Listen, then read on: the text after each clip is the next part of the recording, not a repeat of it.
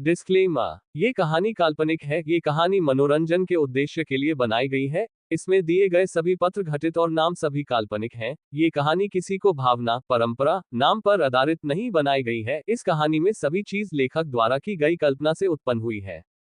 Episode 21 गलतफहमी का शिकार। अगर तुम मेरी बात मानो तो तुम टोनी से दूर ही रहो। तभी जॉकी बोलती है, लेकिन ऐसा क्यों? फिर स्कारलेट बताती है, पता नहीं, किसी रीजन की वजह से टोनी बहुत सारी लड़कियों से जुड़ा हुआ है और मैं बिल्कुल भी नहीं चाहती कि तुम एक ऐसे लड़के से जुड़े रहो जो कि बहुत सारी लड़कियों से जुड़ा हुआ है। और हाँ, मैं भी ग्रेजुएट होने वाली हूं तो किसी को मेरी प्रेसिडेंट की पोस्ट लेनी होगी और मैं ये पोजीशन तुम्हें देना चाहती हूं। जॉकी सोच रही होती है, यह अपनी पोजीशन मुझे देना चाहती है, लेकिन पहले हम लोगों की सोच बिल्कुल भी नहीं मिलती थी। हम हमेशा एक दूसरे की बातों को काटते रहते थे, लेकिन अभी वे चाहते हैं कि मैं प्रेसिडेंट बन जाऊं। कहीं ये बात सच तो नहीं है कि इनकी नजरें मेरी तरफ है? ये सोचकर जॉकी घबरा जाती है।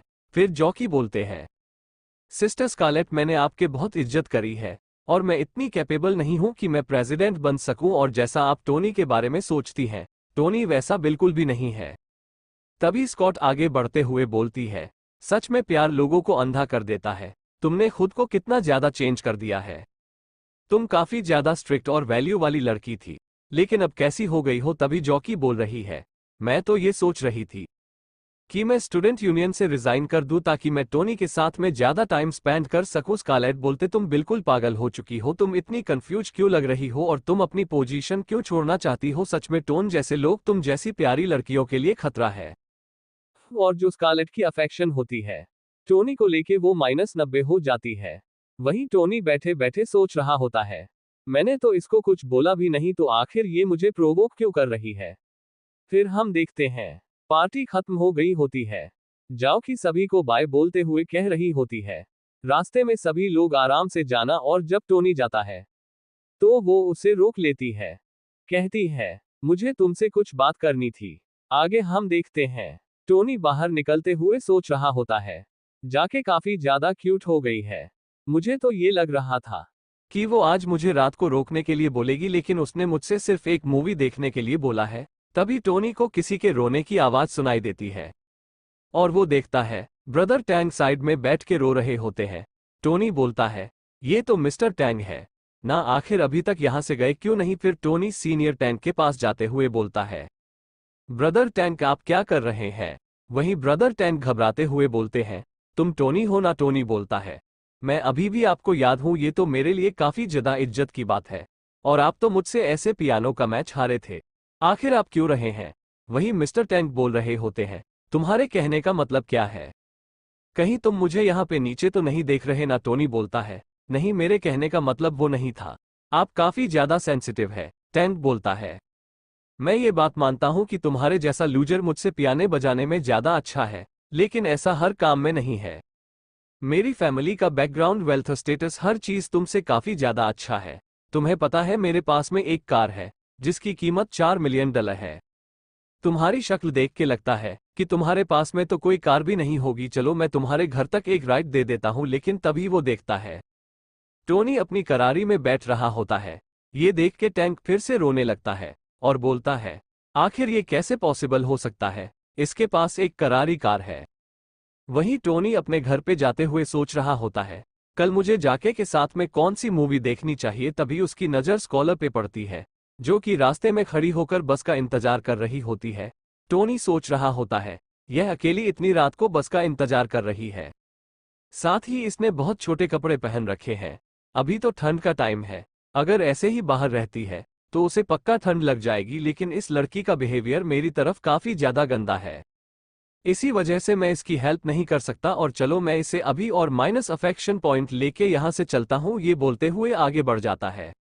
लेकिन तभी जब वह अपने मिरर में देखता है तो वहां पे स्कारलेट को कुछ लड़के परेशान कर रहे होते हैं और वो सारे लड़के बोल रहे होते हैं, लड़की तुम इतने रात को कहां जा रही हो? रात को अकेले जाना डेंजरस हो सकता है।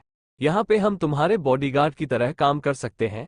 फिर उनमें से एक स्कारलेट को पकड़ते हुए बोलता है, तुम्हें बस हमारे साथ में खेलना होगा। स्काल बोलती है, अगर तुम ऐसी हरकत फिर से करोगे तो मैं पुलिस को बुला लूंगी। तभी वो सारे लड़के स्कारलेट पर हंसने लगते हैं और कहते हैं, तुम्हारी जैसे जिद्दी लड़की के साथ में खेलने में और ज्यादा मजा आएगा। लेकिन तभी स्कारलेट अटैक करते हुए उनमें से एक का अंडा फोड़ देती है। फिर वो सारे लड़के बोलता है, ब्रदर भाव क्या आप ठीक है ना? तभी ब्रदर भाव बोलते हैं, चाहे कुछ भी हो जाए इस कुत्ते को मेरे पास पकड़ के लेके आओ। फिर वो सभी लोग स्कारलेट का पीछा करने लगते हैं। वहीं स्कारलेट सोच रही होती है, पता नहीं मैं इन कमीनों के चक्कर में कैसे पड़ गई। अगर यहाँ पे इतने सारे बंदे नहीं होते तो मैं इनको आराम से हरा सकती थी, पर ये लोग बहुत ज्यादा है, मैं इनको अकेले नहीं हरा सकती। तभी वो टोनी से टकरा जाती है। टोनी पूछता है, क्या तुम ठीक हो? और स्कॉलर सोच रही होती है, तो जॉकी का बॉयफ्रेंड टोनी है। फिर वो सारे बंदे टोनी और स्कारलेट को घेर लेते हैं। ब्रदर बाव बोल रहे होते, तुम मेरे ऊपर अटैक करके यहाँ से भागने का कैसे सो सकती थी? आज मैं तुम्हें नहीं छोड़ने वाला। लड़की वहीं स्कॉलर सोच रही होती है, सारे मैन बहुत ही ज्यादा कमीने होते हैं। अगर टोनी रास्ते में नहीं आया होता तो मैं आराम से यहाँ से भाग सकती थी। फिर टोनी बोलता है, मैं तुम सभी लोगों को सिर्फ 2 मिनट दे रहा हूँ, सभी लोग यहाँ से भाग जाओ वरना तुम लोगों का यहाँ पे रहना सही नहीं होगा। तभी वो बंदे बोल रहे होते हैं, लगता है यहाँ पे एक हीरो आ गया है ब्यूटी को बचाने के लिए, लेकिन अगर हम नहीं भागते तो तुम हमारा क्या बिगाड़ लोगे? थोड़ी देर बाद हम देखते हैं। टोनी ने उन सभी को हरा दिया होता है। टोनी कहता है, तुम सभी लोगों को मेरी बात मान लेनी चाहिए थी। फिर टोनी बोलता है, सीनियर स्कारलेट क्या आप ठीक है? लेकिन तभी स्कारलेट की जो अफेक्शन पॉइंट होती है वो -95 हो जाती है।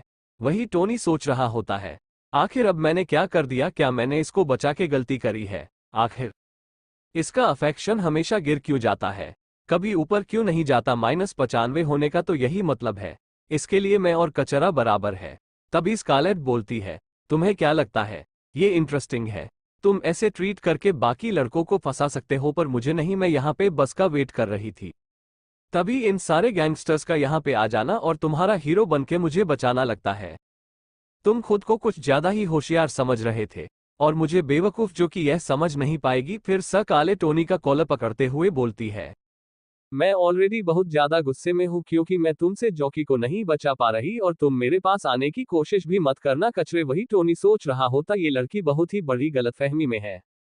फिर टोनी बोलता है, सीनियर एक बार मेरी बात तो सुनिए। स्कारलेट बोलती है, मुंह ने तुम्हारी कोई बात नहीं सुननी, बस तुम जग का ध्यान रखना और अगर अगली बार तुमने कोई भी गलती करी तो तुम्हारे लिए बिल्कुल भी ठीक नहीं होगा। फिर स्कारलेट के जाने के बाद में वो गैंगस्टर उठ जाता है और उस गैंगस्टर को किक मारते हुए टोनी बोल रहा होता है, मेरा दिमाग खराब हो चुका है, पता नहीं ये कमीने गैंगस्टर अभी क्यों अपीयर हो गए। साथ ही रास्ते में चलते हुए टोनी सोच रहा होता है, जितना मैं कुछ अच्छा करने की कोशिश कर रहा हूं उतना ही वो मेरे ऊपर गुस्सा होती जा रही है।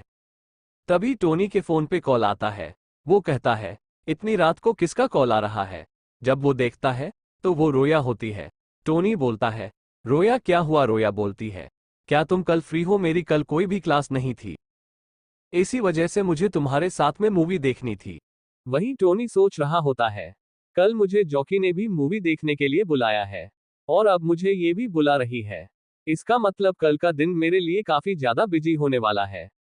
रोया बोलती है, मैं तुम्हें पहली बार मूवी देखने के लिए बुला रही हूं तो प्लीज मना मत करना। टोनी भी बोलता है, नहीं कोई प्रॉब्लम नहीं है, मैं कल आ जाऊंगा। टोनी बोलता है, मैं दोनों के साथ आराम से मूवी देख सकता हूँ, एक के साथ मैं सुबह मूवी देखूंगा और एक के साथ में शाम को अगले दिन हम देखते हैं। टोनी अपने कॉलेज के बाहर आ रखा होता है। उसको वेंज ने मैसेज कर रखा होता है कि मेरे लिए वेट करो। फिर टोनी को याद आ रहा होता है कि वेंज ने एक लड़की को मूवी देखने के लिए पूछा था, लेकिन उसने रिजेक्ट कर दिया और वेंज के पास में एक टिकट पड़ी अड़ी हुई है और मुझे तो लगा था कि मुझे सिर्फ 2 जगह मूवी देखने के लिए जाना है, लेकिन अब तो मुझे 3 जगह मूवी देखने के लिए जाना है। और आखिर मैं वेंज को कैसे मना कर सकता हूं? उसने मेरी पहले बहुत हेल्प कर रखी है, मुझे बस इन तीनों के साथ में मूवी देखने के लिए टाइम को अरेंज करना होगा। मैं वेंज के साथ में सुबह मूवी देखूंगा, जॉकी के साथ में दोपहर में और रोया के साथ शाम को, फिर हम देखते हैं। टोनी के कार में कोई आके बैठता है। टोनी को लगता है कि वो वेंज है, लेकिन वो देखता है कि वो कोई लड़की है जिसको टोनी नहीं जानता। वो लड़की बोलती है, मुझे माफ करना, मैं मेकअप कर रही थी और गलती से तुम्हारे कार में घुस गई। फिर टोनी बोलता है, अगर तुम गलती से घुसी हो तो तुम बाहर निकल जाओ और अगली बार ध्यान रखना। फिर वो लड़की बोलती है, भले ही मैं गलत कार में घुस गई हूं लेकिन शायद मैं सही इंसान से मिली हूं। साथ ही वो सोच रही होती है, मुझे कैसे भी करके इस लड़के को पटाना होगा इसके लग्जरी कार। एपिसोड 22 तुम मेरे साथ मूवी देखने चलो कि ये कितना ज्यादा शानदार है। फिर वो लड़की बोलती है मुझे वीचैट पे ऐड कर लो। टोनी अपने फोन को यूज करते हुए बोलता है मुझे माफ करना मैं फोन लेके नहीं आया, साथ ही सोच रहा होता है ऐसे लड़के या मुझे फंसा नहीं सकती। फिर वो लड़की उतरते हुए बोलती है तुम काफी ज्यादा बेकार इंसान हो, मैं जा रही हूं। और जैसे ही वो उतर रही होती है वहां पे वेंज आता है और बोलता है जारू तुम यहाँ पे क्या कर रही हो। फिर वेंज बोलता है तुमने तो बोला था कि तुम अपनी मम्मी से मिलने के लिए हॉस्पिटल जा रही हो, इसी वजह से हम लोग साथ में मूवी नहीं देख सकते। लेकिन आखिर तुम मेरे दोस्त के कार से बाहर क्यों निकली। वही डोनी सोच रहा होता ये तो वही लड़की है जिसने अभी वेंज को मना किया है और वेंज ने इसे मेरी कार से उतरते हुए देखा है। पता नहीं वेंज मेरे बारे में क्या सोचेगा। टोनी बोलता है वेंज तुम मेरी बात सुनो, मैं तुमको अभी फटाफट एक्सप्लेन कर देता हूं। फिर वेंज उस लड़की पर गुस्सा करते हुए बोलता है तुमने मेरे दोस्त को देखा एक कराई का ड्राई करते हुए, इसी वजह तुम इसे पटाने के लिए इसके कार में घुस गई। लेकिन तुम इसे बिल्कुल भी पसंद नहीं आई और इसने तुम्हें कार से बाहर निकलने के लिए कह दिया। और यहाँ पे मेरे दोस्त ने कुछ भी नहीं किया, बस तुम मुझसे चिपकने की कोशिश कर रही थी। टोनी कहता है हाँ तुम बिल्कुल सही बोल रहे हो। फिर वेंज और टोनी कार में बैठ के वहां से निकल जाते हैं। वहीं जायू सोच रही होती है मैंने तो सुना था कि वेंज एक बहुत ही बड़ा लूजर है जिसको एक महीने के $1000 मिलते हैं खर्च करने के लिए। आखिर इसका इतना अमीर दोस्त कैसे हो सकता है। सीन चेंज होता है में मूवी हॉल का सीन दिखाया जाता है। वेंज रोते हुए बोल रहा होता है आखिर तुम हमेशा सभी लोगों को कैसे पटा लेते हो और मैं ऐसा क्यों नहीं कर पाता। टोनी कहता है मैं तुम्हें कैसे बता सकता हूं और लगता है तुम्हें लड़कियां इसी वजह से पसंद नहीं करती क्योंकि तुम्हारे पास में अच्छा बैकग्राउंड नहीं है। वही जो पीछे लड़कियां होती है वो बोल रही होती है आखिर ये दोनों लड़के एक साथ क्यों आए हैं, लगता है ये काफी अच्छे दोस्त हैं। वहीं टोनी बताता है कि जो भी इंसान पहले अपने खास को रिवील करता है वो हमेशा वीक दिखता है। ये जो लव का सीन है वो एकदम बैटलफील्ड की तरह है। अगर तुम यहाँ पे हार्ड प्ले नहीं करते तो तुम यहाँ पे हार जाओगे। जितना तुम उन लड़कियों के पीछे भागोगे उतना वो तुमसे दूर भागी, लेकिन वही जितना तुम स्ट्रांग दिखो वो उतना तुम्हारे पास आने की कोशिश करेगी। नजे बोलता है बात तो तुमने बिल्कुल सही बोली, तो चलो ठीक है अब तुम मुझे सिखाओ कि आखिर मैं स्ट्रांग कैसे बनूं। टोनी कहता है ऐसे बिहेव मत करो, सब लोग देख रहे हैं और आखिर मैं तुम्हें क्या ही सिखा सकता हूं। मैं तो बस थोड़ा सा हैंडसम हूं, तुमसे थोड़ा सा रिच हूं और मेरे पास कुछ गर्लफ्रेंड्स भी है और जो भी चीज मेरे पास में है वो तुम्हारे जैसे ऑर्डिनरी इंसान के लिए समझना काफी ज्यादा मुश्किल है। वेंज बोलता है अगर तुमने एक शब्द और बोला तो मैं तुम्हें बहुत बुरा मारूंगा। फिर वो दोनों मूवी देख के बाहर निकल जाते हैं।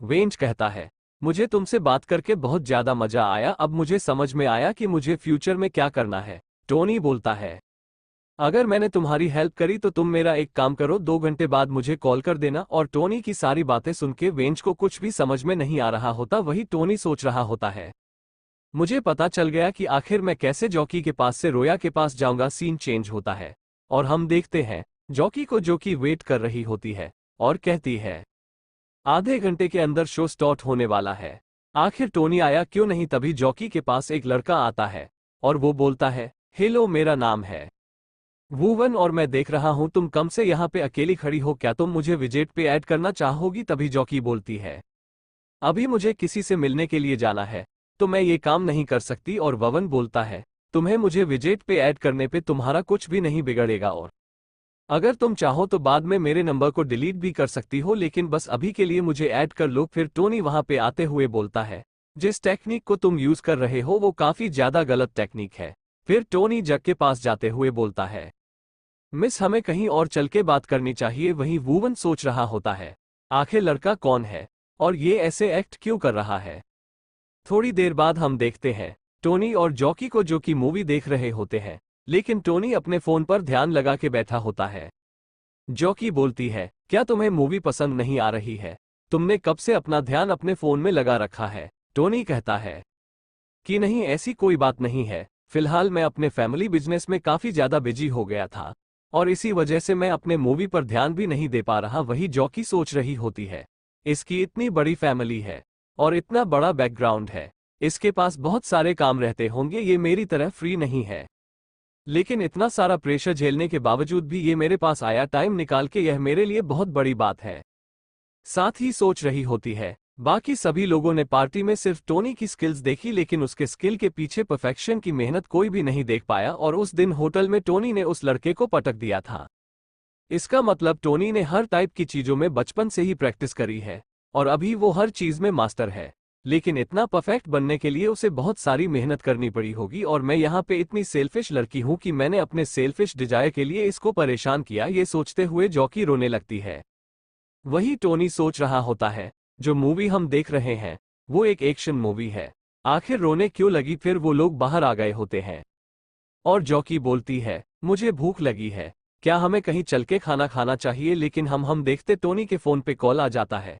टोनी सोच रहा होता है, विजय मेरा काफी अच्छा दोस्त है, उसने काफी सही टाइम पे मुझे कॉल करके मुझे बुला लिया। फिर टोनी कॉल उठाते हुए बोलता है, हाँ वेंज क्या हुआ। फिर टोनी एक्टिंग करते हुए बोलता है, क्या ऐसे कैसे हो सकता है और क्या ये चीज सीरियस है, मैं अभी आ रहा हूं। वहीं जो वेंज होता है उसे कुछ भी समझ में नहीं आ रहा होता। टोनी कहता है, जॉकी मुझे माफ करना, मुझे कुछ काम आ गया था, इसी वजह से मुझे जाना होगा। जॉकी बोलती है, कोई बात नहीं, तुम्हें जो भी काम है वो तुम करके आ जाओ। साथ ही वो टोनी को जाते हुए देख के सोच रही होती है, लगता है इसका दोस्त काफी बड़ी प्रॉब्लम बच चुका है, लेकिन ये फिर भी उसको बचाने के लिए इतनी जल्दी जा रहा है। वहीं टोनी अपने काम में बैठते हुए सोच रहा होता है, मैंने 2 लोगों के साथ में मूवी देख ली, अब सिर्फ रोया बाकी है। फिर टोनी रोया की बिल्डिंग के नीचे आ गया होता है और कह रहा होता है, मैं नीचे आ गया हूं, जल्दी आओ। साथ ही टोनी सोच रहा होता है, अब मुझे सिर्फ लास्ट मूवी देखनी है और आज का पूरा दिन काफी ज्यादा थकाने वाला था। आज के बाद मैं कभी भी इतने सारे काम एक साथ में नहीं लूंगा। फिर रोया आते हुए बोलती है, तुम्हें ज्यादा वेट तो नहीं करना पड़ा ना। वही टोनी सोच रहा होता, ये तो काफी ज्यादा अच्छी लग रही है और सच में रोया एक टू ब्यूटी है, जो कि कुछ कुछ भी पहने अच्छी लगती है। फिर हम देखते हैं रोया और टोनी मूवी देखने के लिए आ गए होते हैं। मूवी देखने के बाद वो लोग खाना भी खाते हैं और मूवी में खाना खाने के बाद वो दोनों घर पे आ गए होते हैं। रोया बोलती है, अब तुम घर चले जाओ और हाँ ध्यान से घर जाना, और आज के दिन के लिए बहुत बहुत शुक्रिया, मैं काफी ज्यादा खुश हूं। तभी टोनी शर्माते हुए बोलता है, रोया मुझे प्यास लगी थी, क्या मैं तुम्हारे घर पे चल सकता हूँ। सीन चेंज होता है और हम देखते हैं टोनी को, जो कि रोया के घर पे नहा रहा होता है। रोया सोच रही होती है, पता नहीं यहाँ पे क्या होने वाला है। टोनी तो बस यहाँ पे एक गिलास पानी पीने के लिए आया था, लेकिन वो तो यहाँ पे नहाने भी लगा। क्या हो अगर वो पूरी रात भर यहाँ पे रुकने की बात करे तो मैं क्या करूंगी। और वो ये सब सोच ही रही होती है, तभी उसे टोनी के पैंट में मूवी की टिकट दिखती है। रोया सोच रही होती है, क्या ये तो 4 मूवीज की टिकट है, टोनी ने मेरे अलावा और किसके साथ मूवी देखी है। फिर टोनी नहा के बाहर निकलता है और कहता है, मैंने नहा लिया। लेकिन तभी वो मूवीज की टिकट देख के खुद भी काफी ज्यादा शॉक हो जाता है। रोया कह रही होती है, तुम्हारे पैन में 4 मूवीज की टिकट थी, क्या तुमने किसी और लड़के के साथ में मूवी देखी है, और अगर तुम्हें मैं पसंद नहीं हूं तो मुझे रिजेक्ट कर दो। आखिर तुम मुझे डेट करते हुए चीट क्यों कर रहे हो। अगर ऐसी बात है तो तुम मेरे घर से निकल जाओ, मैं तुम्हारा शक्ल कभी नहीं देखना चाहूंगी। और टोनी को नोटिफिकेशन आती है कि रोया की अफेक्शन 75 पर हो चुकी है। टोनी सोच रहा होता, जैसा मैंने प्लान किया था बिल्कुल वैसा ही जा रहा है। फिर टोनी बोलता है, लगता तुम मेरी बिल्कुल भी वैल्यू नहीं करती हो और तुम्हें मेरे ऊपर बिल्कुल भी विश्वास नहीं है। यहाँ पे सिर्फ 2 मूवीज की टिकट्स ने मेरे सारे एफर्ट्स को खराब कर दिया। रोया कहती है, तुम्हारे कहने का मतलब क्या है। टोनी अपना फोन आगे करते हुए बोलता है, मैंने आज वेंज के साथ एक मूवी देखी है, अगर तुम्हें विश्वास नहीं है तो तुम मुझसे खुद भी पूछ सकती हो। फिर वेंज फोन उठाते हुए बोलता है, टोनी क्या हुआ, तुम इतनी रात को फोन क्यों कर रहे हो। रोया बोलती है, वेंज मैं रोया बात कर रही हूं, मुझे तुमसे एक बात पूछनी थी, क्या टोनी ने तुम्हारे साथ में मूवी देखी है। विजय बोलता है, हाँ आज हम लोगों ने वुल्फ वॉरियर देखी थी। असल में मैंने अपने कॉलेज की जायू को बोला था रेट पर चलने के लिए, लेकिन उसने मुझे रिजेक्ट कर दिया, इसी वजह से मुझे टोनी के साथ में मूवी देखनी पड़ी। लेकिन एक सेकंड रुको, ये तो टोनी का फोन है ना। आखिर टोनी का फोन तुम्हारे हाथों में क्या कर रहा है, क्या तुम दोनों साथ में हो। और टोनी तो बहुत ही बड़ा कमीना है, आखिर बतीसी लड़के को पटा कैसे लेता है। फिर रोया सोच रही होती है, वेंज आखिरकार है तो टोनी का ही दोस्त, ऐसा भी तो हो सकता है वो इसकी गलती को छुपा रहा हो। मुझे याद है वेंज ने जायू का नाम लिया था, चलो एक बार मैं जायू से कंफर्म कर लेती हूँ। फिर वह जायू को कॉल करते हुए बोलती है, क्या तुम्हें आज वेंज ने डेट के लिए पूछा था। जायू बोलती है, एपिसोड 23 बास्केटबॉल का मैच तुमने चेक कर लिया ना? अब क्या तुम मेरे फोन की पेमेंट भी चेक करना चाहती हो? और वह कह रही होती है, नहीं, मेरे ये कहने का मतलब नहीं था। तभी टोनी बोलता है, रोया आज तुमने मुझे काफी ज्यादा डिस्पिटर है। रोया कहती है, मैं आज गलत थी, प्लीज मुझे माफ कर दो, मैंने तुम्हें गलत समझ लिया। लेकिन टोनी गेट बंद करते हुए बाहर निकल जाता है। साथ ही सोच रहा होता है, ये तो काफी अच्छी बात है कि मैं फंसा नहीं, वरना तो आज बहुत ही बड़ी प्रॉब्लम हो जाती। अगले दिन हम देखते हैं, रोया ने टोनी को मैसेज कर रखा होता है कि सारी गलती मेरी थी, मुझे माफ कर दो। टोनी रोया से बोलता है, नहीं, मुझे एक्सप्लेन करना चाहिए था, ये सारी मेरी गलती है। ये देख के रोया सोच रही होती है, आज जितनी भी गलती थी वो सारी मेरी ही थी और टोनी ने कुछ भी नहीं किया था, फिर भी वो माफी मांग रहा है। सच में ये बहुत ही ज्यादा जेंटल नोबल है। ये बोलते उसके अफेक्शन फिर से 95 पहुंच जाती है। टोनी बोलता है, तो काफी अच्छी बात है, कम से कम इसकी अफेक्शन बराबर हो गई और ये पिछली बार से 1 पर बढ़ गई है। अब ये 96 हो चुकी है।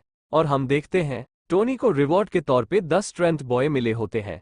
साथ ही वो सोच रहा होता है, अगर मैं ऐसे ही लेजी बना रहा तो एक दिन पक्का मैं फंस जाऊंगा। मुझे याद है, मेरी अफेक्शन लिस्ट में बहुत सारी लड़कियां हैं और मैं इन सभी को टूल्स बना के यूज करूंगा और मैं इन लोगों के अफेक्शन को इतना ज्यादा बढ़ाऊंगा कि ये सभी लोग मुझे फॉलो करें। और सिर्फ बच्चे होते हैं जो कि चॉइस करते हैं कि मुझे क्या चाहिए, लेकिन मुझे तो ये सारी लड़कियां चाहिए। तभी वो लड़कियां जाते हुए बोल रही होती है कि पास ही में यहाँ पे एक बास्केटबॉल मैच हो रहा है जो कि सीनियर टैंक ने रखवाया है, हमें जल्दी वहां पे चलना चाहिए ताकि हम मैच को देख सके। टोनी कहता है कि मैच चलो, मुझे भी चल के देखना चाहिए। फिर टोनी भी जिम के अंदर आ गया होता है।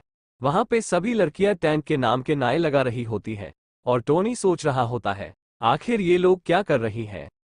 ये लोग तो ऐसे बिहेव कर रही हैं जैसे कि वो बंदा कोई एक्टर हो। और हम देखते हैं वहां पर निया और नोरा भी खड़े होते हैं और जैसे ही निया टोनी को देखती है, वो दौड़ते हुए टोनी के पास चली जाती है और कहती है, तुम भी यहाँ पे हो, ये तो बहुत ही बड़ा कोइंसिडेंस है। वही नोरा वहां पे खड़े खड़े चिढ़ रही होती है। फिर टोनी के पास में जूली भी आ जाती है और कहती है, तुम्हें भी बास्केटबॉल का मैच देखना पसंद है? वहीं टोनी सोच रहा होता है, आज मैं पागल हो जाऊंगा। पास ही खड़े 2 लड़के बात कर रहे होते हैं। देखो, इस लड़के के पास में कितनी सारी लड़कियां खड़ी हैं और इनमें से तो कुछ हमारे कैंपस की ब्यूटीज भी है। तभी वहां पे जॉकी और स्कारलेट आ जाते हैं।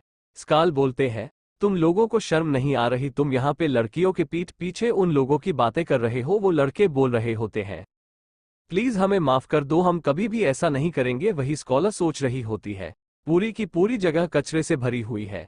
जॉकी बोलती है, हमें ऐसा नहीं बोलना चाहिए, पहले हम लोगों को मैच देखना चाहिए। वहीं हम देखते हैं सीनियर टैंक को जो कि बोल रहे होते हैं, आखिरकार मेरा टोनी यहाँ पे क्या कर रहा है और इसको यहाँ पे इतनी सारी लड़कियों ने घेर क्यों रखा है?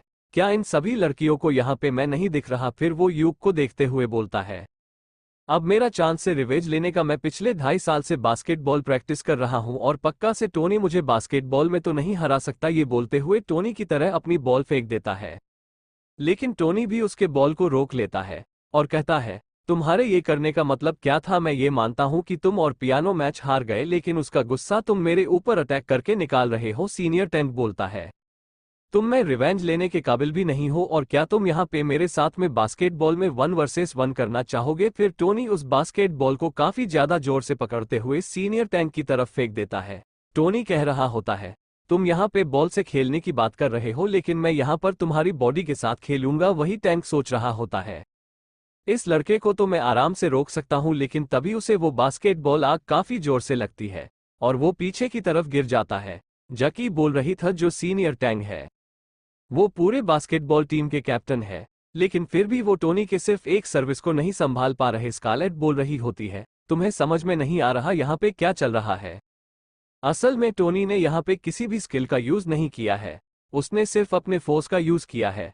वही सीनियर टैंक के जो साथी होते हैं वो बोलते हैं, ब्रदर टैंक के आप ठीक है ना? कहीं आपको चोट तो नहीं लगी? वही टैंक सोच रहा होता है, आखिर ये बंदा इतना स्ट्रांग कैसे हो सकता है? फिर टोनी आगे बढ़ते हुए बोलता है, 1 वर्सेस 1 करने में इतना ज्यादा मजा नहीं आ रहा का कैसा रहेगा अगर हम लोग 5 वर्सेस 5 की टीम बैटल करें? ये सुन के सभी लोग शॉक्ड हो गए होते हैं।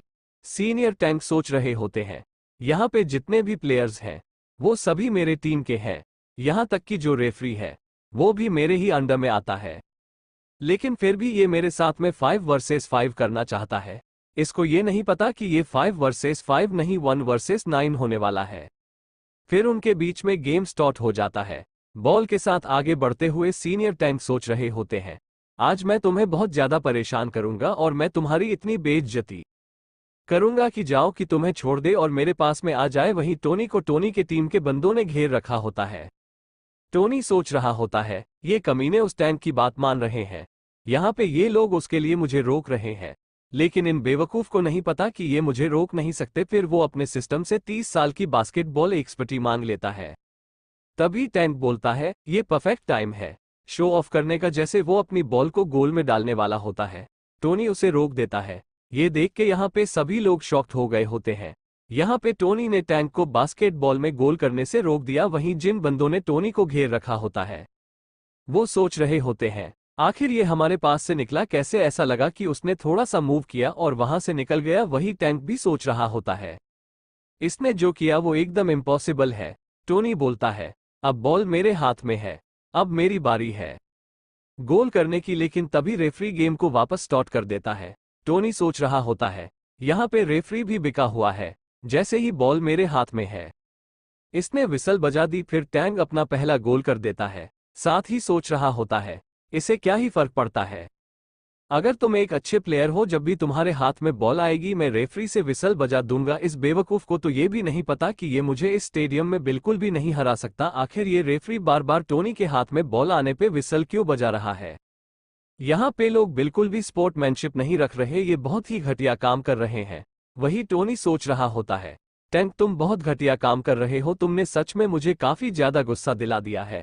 मैं एक बार के लिए चीटिंग सह लेता, लेकिन यहाँ पे मैं स्पोर्ट्समैनशिप की बेइज्जती होते हुए नहीं देख सकता। फिर टोनी बॉल आगे ले जाते हुए गोल कर देता है, जिससे कि टैंक अपने टीममेट्स पे चिढ़ने लगता है। और चाहे वो कितना भी कोशिश कर रहे होते हैं, टोनी बाबा गोल कर रहा होता है। ये देख के रेफरी और बाकी सारे प्लेयर सोच रहे होते हैं, भले ही हम इसको कितना भी रोक रहे हैं, लेकिन ये गोल कर ही दे रहा है।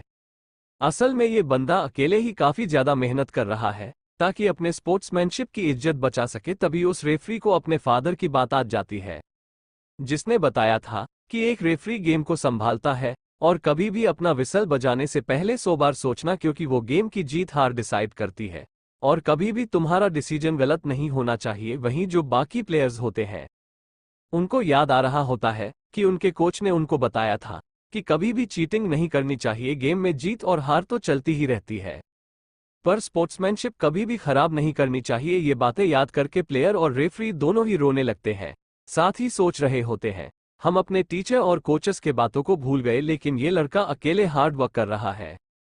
वही टोनी पीछे मुड़ते हुए बोलता है, आखिर यहाँ पे क्या चल रहा है, ये सभी लोग रो क्यों रहे हैं? फिर वहां पर जितने भी प्लेयर होते हैं वो सभी अपने पोजीशन पे आ जाते हैं। टोनी सोच रहा होता है, आखिर यहाँ पे क्या चल रहा है? वही जॉकी कह रही होती है, ये असली स्पोर्टमैनशिप है। और टैंक को वहां पे ये सब देख के कुछ भी समझ में नहीं आ रहा होता। वो कह रहा होता है, क्या इन सभी लोगों को पैसा नहीं कमाना? फिर हम देखते हैं वहां पे सभी लोग आपस में बात कर रहे होते हैं कि सीनियर टैंक ने यहाँ पे स्पोर्टमैक्स हो रही है।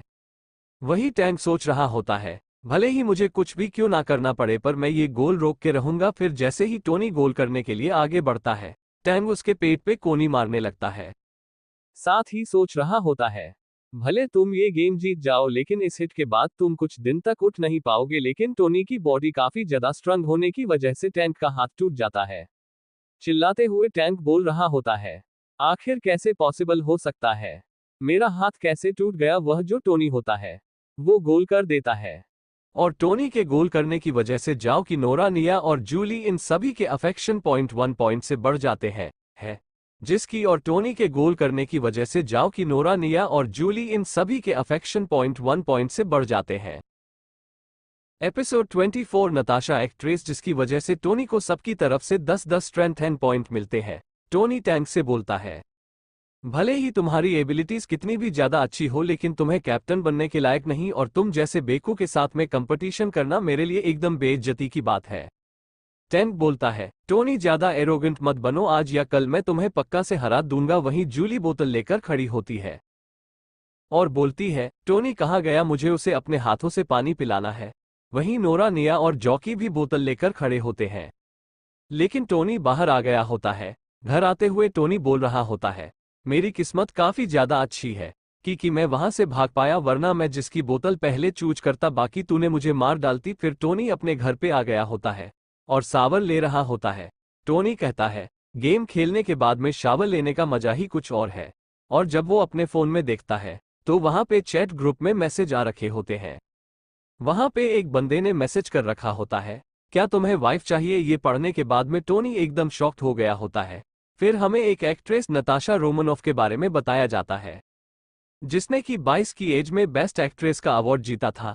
और सभी लोग कहते हैं कि ये एक इंटरनेशनल एक्ट्रेस बनेगी, लेकिन तभी फेमस एक्ट्रेस नताशा कंट्रोवर्सी में फंस जाती है, जिसमें कि मान जाता है कि वो एक काफी ज्यादा खराब इंसान है। फिर बताया जाता है कि वो एक स्कैंडल में भी इवॉल्व है, जिसकी वजह से उसके ऑनलाइन फैंस काफी ज्यादा घट जाते हैं और कंपनसेशन के तौर पे उसे 30 मिलियन की पेमेंट भी करनी होती है। हालांकि जो नताशा रोमनॉफ है वो रोमनॉफ ग्रुप से बिलोंग करती है और रोमनॉफ ग्रुप एक काफी ज्यादा बड़ा ग्रुप है, लेकिन उसकी हालत कुछ दिनों से काफी ज्यादा खराब चल रही है। अगर रोमनॉफ इंडस्ट्री $1 मिलियन की पेमेंट करती है तो वो पूरी तरीके से बर्बाद हो जाएगी। और ये सारी बातें टोनी को नताशा रोमनॉफ का भाई हैप्पी रोमनॉफ बता रहा होता है। हैप्पी बोलता है, मैंने आपसे बोला था ना शादी करने के लिए, उस वक्त मैं आपसे अपनी बहन के बारे में बात कर रहा था। टोनी कहता है, तुम चाहते हो कि मैं तुम्हारी बहन से शादी कर लूं और रोमन और फैमिली का दामाद बन जाऊं। हैप्पी बोलता है, मेरे कहने का मतलब वो नहीं था, मैं बस ये चाहता हूं कि आप मेरी बातों पर थोड़ा ध्यान दें। और जो मेरी बहन है वो कोई बुरी इंसान नहीं है, बस लोगों का जो उसके बारे में सोचना है वो बुरा हो चुका है और उसको $1 मिलियन की कंपनसेशन भी पे करनी है। इसी वजह से मैं चाहता हूं कि आप उसका घर खरीद ले। टोनी सोच रहा होता है, अच्छा ये चाहता है कि मैं इसकी बहन का घर खरीद लूं, लेकिन जो इसकी बहन है वो एक सेलिब्रिटी है, इसका मतलब तो एक काफी अच्छी इंसान रहेगी पैसा खर्च करने के लिए। टोनी बोलता है, ठीक है, मैं तुम्हारी हेल्प कर सकता हूं, तुम अपनी बहन से मेरी एक अपॉइंटमेंट फिक्स कराओ ताकि मैं उसे जाके मिल सकूं। हैप्पी बोलता है, मैं बस 2 सेकंड में कराता हूं। साथ ही हैप्पी सोच रहा होता है, मिस्टर स्टॉक तो एकदम लेजेंड है, मैं तो चाहता हूं कि ये मुझे अपना बॉडीगार्ड रख ले। और मैंने तो ये भी सुना है कि इन्होंने अभी जाओ ग्रुप के अंदर $100 मिलियन की इन्वेस्टमेंट करी है। अगर मेरी बहन इनकी वाइफ बन जाती है तो हमारा रोमनॉफ ग्रुप सेफ हो जाएगा। सीन चेंज होता है और हम देखते हैं नताशा को नताशा कह रही होती है, मुझे पता है वो बंदा काफी ज्यादा स्ट्रंग है, लेकिन मैं किसी के सामने नहीं झुकूं। फिर वो कॉल करते हुए बोलती है, वो बुढ़ा मेरे साथ में सोना चाहता है।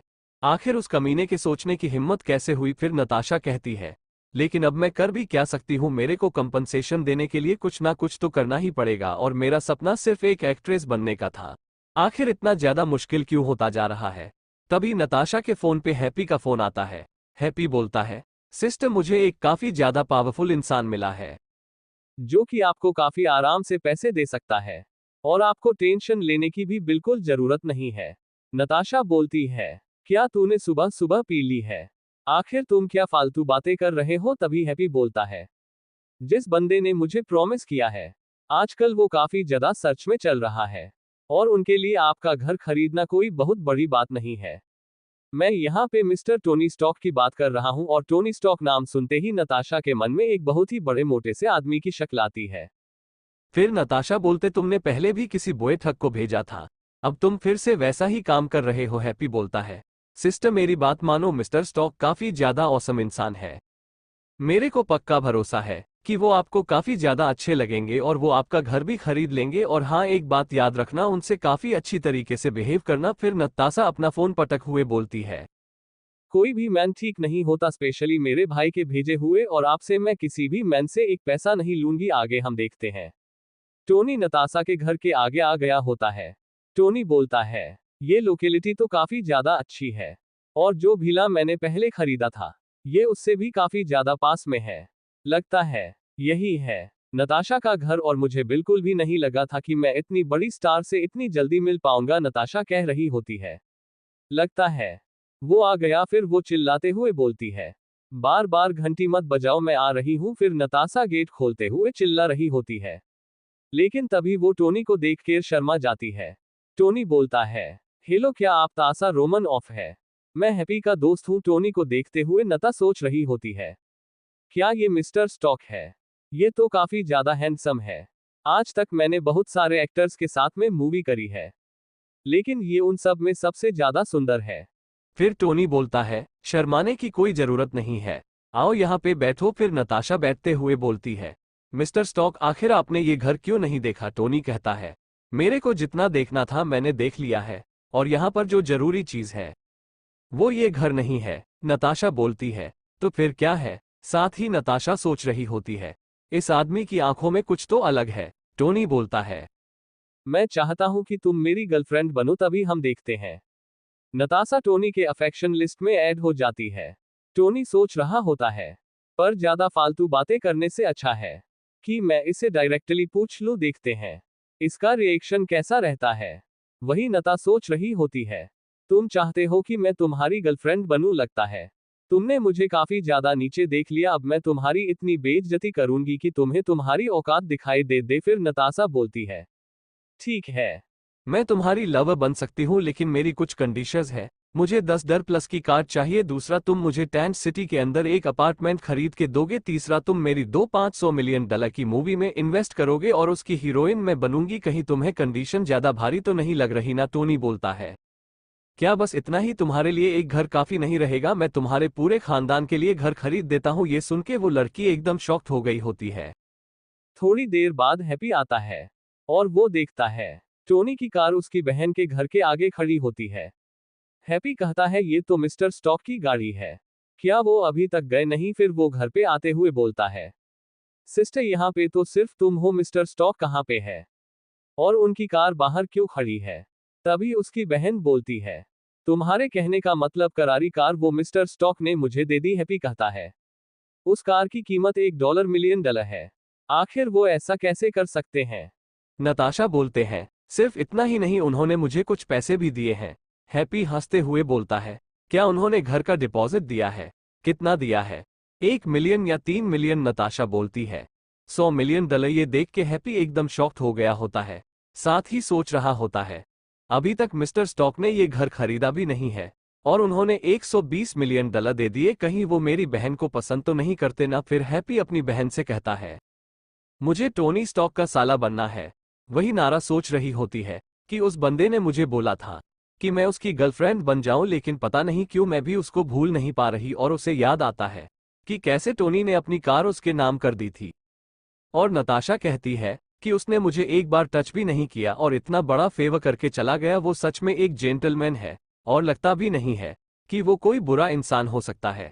सीन चेंज होता है, मैं टोनी की यूनिवर्सिटी का सीन दिखाया जाता है।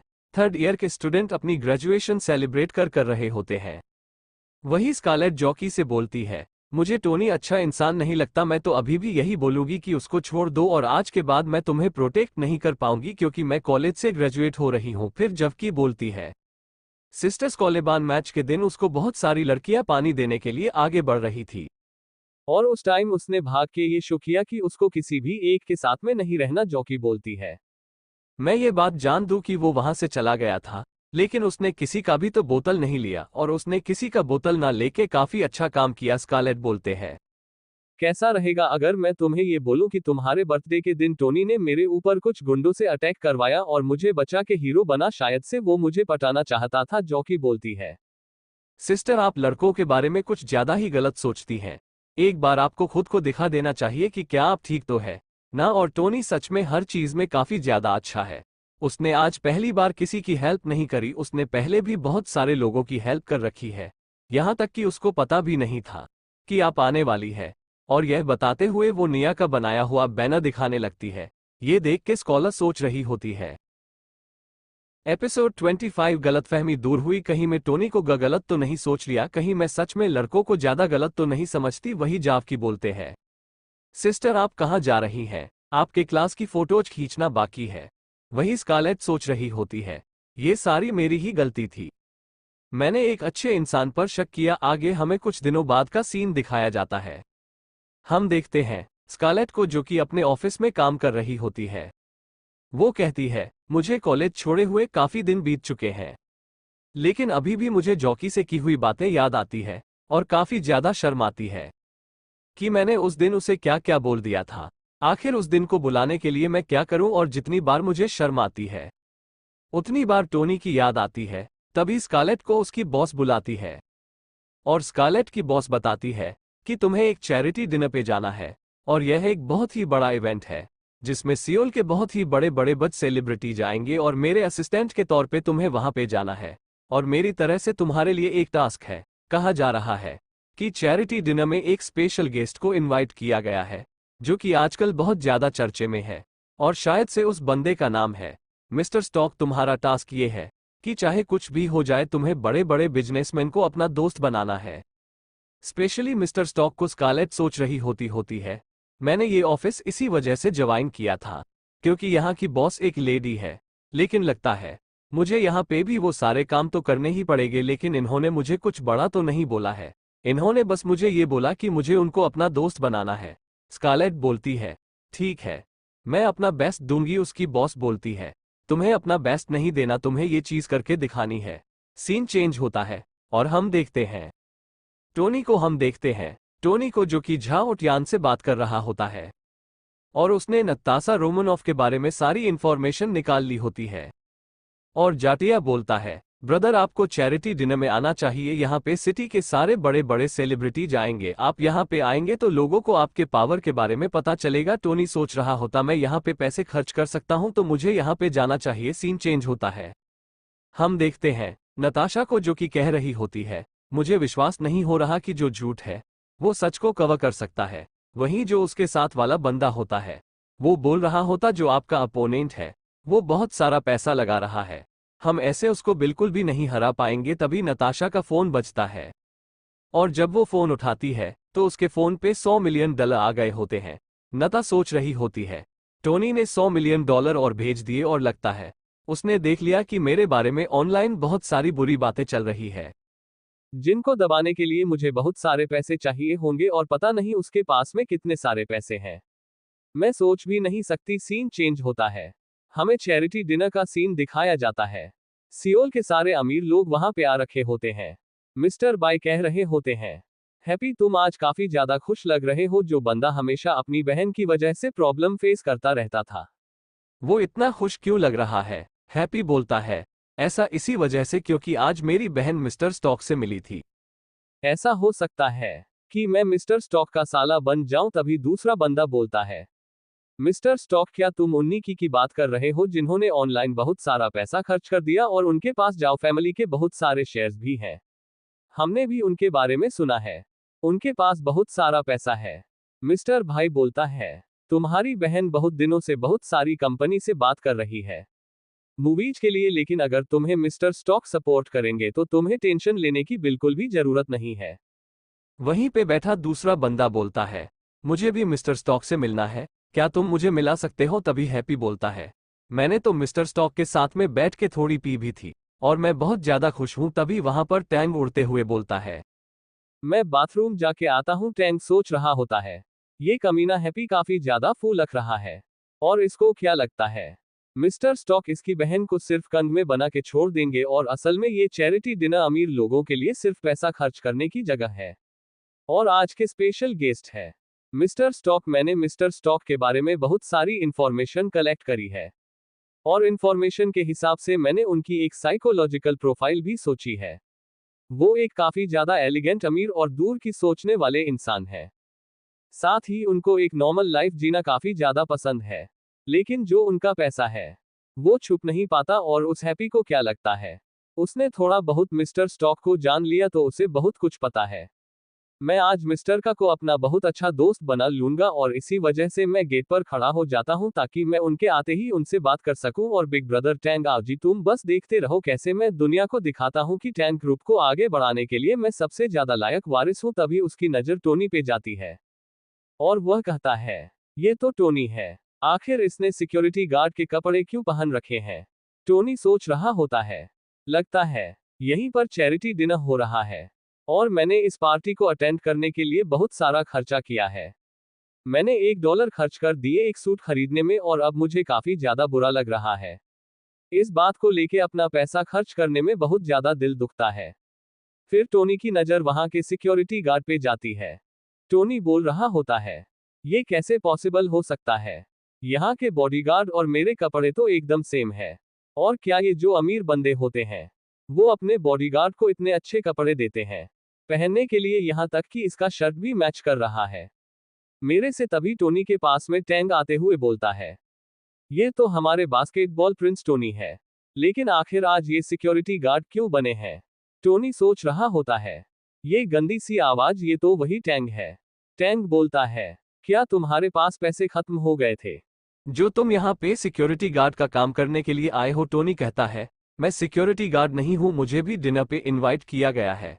वैसे भी हम दोनों एक दूसरे को इतने अच्छी तरीके से नहीं जानते, तो तुम अपने काम से काम रखो। टैंक कहता है, तुम यहाँ पे डिनर पार्टी अटेंड करने के लिए आए हो, मैं भी यहीं पे आया हूँ, चलो हम दोनों साथ में चलते हैं। साथ ही टैंक सोच रहा होता है, तुम सिक्योरिटी गार्ड होने के बावजूद भी मेरी बराबरी का होने का प्रिटेंड कर रहे हो, आज मैं तुम्हारी बहुत ही ज्यादा गंदी बेइज्जती करने वाला हूँ। जैसे ही टोनी अंडा आने लगता है, गार्ड पूछता है, सर आपका इनविटेशन बताइए। टोनी कहता है, कैसा इनविटेशन? टैंक बोलता है, क्या तुम्हें इनविटेशन नहीं दिया गया तो तुम इनवाइट कैसे हुए? टोनी, एक्टिंग करना बंद करो, अगर तुम सिक्योरिटी गार्ड हो तो इसमें कोई शर्म की बात नहीं है। सीन चेंज होता है, हम देखते स्कारलेट अपने कार से उतरती है। वो कहती है, लगता है यहीं चैरिटी डिनर हो रहा है। वहीं सारे लोग स्कारलेट को देखते हुए बोल रहे होते हैं, आखिर ये लड़की कौन है? ये तो बहुत ज्यादा ब्यूटीफुल है।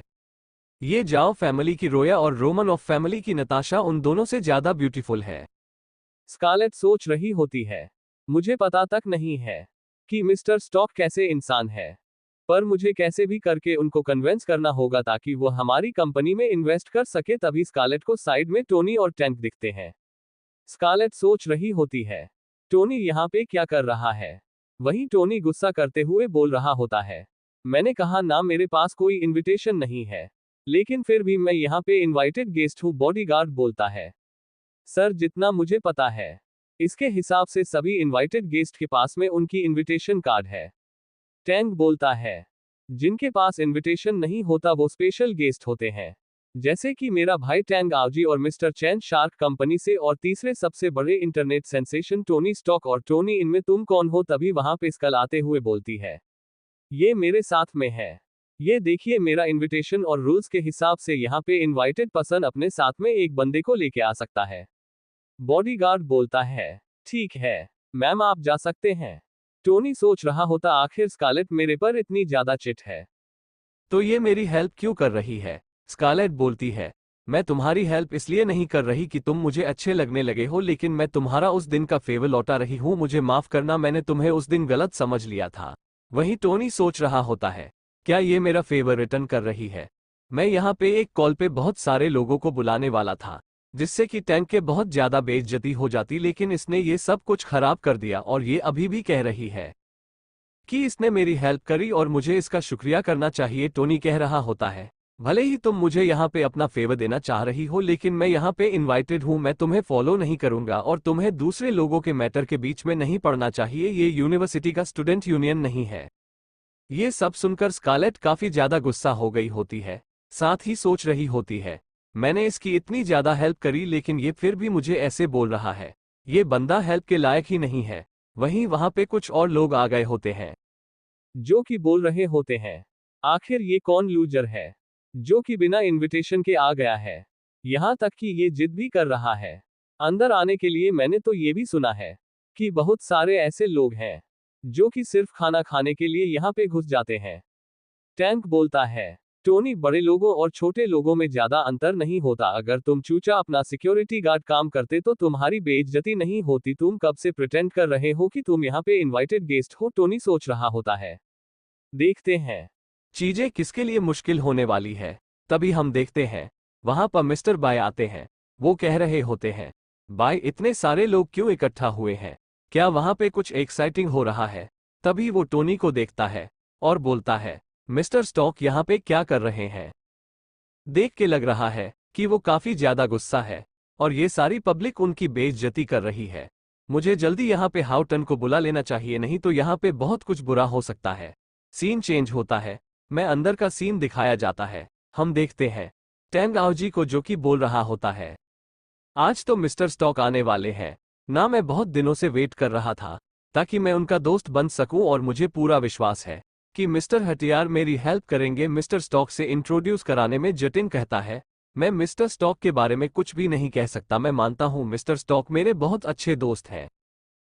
एपिसोड 26 पियानो खरीद के बजाना।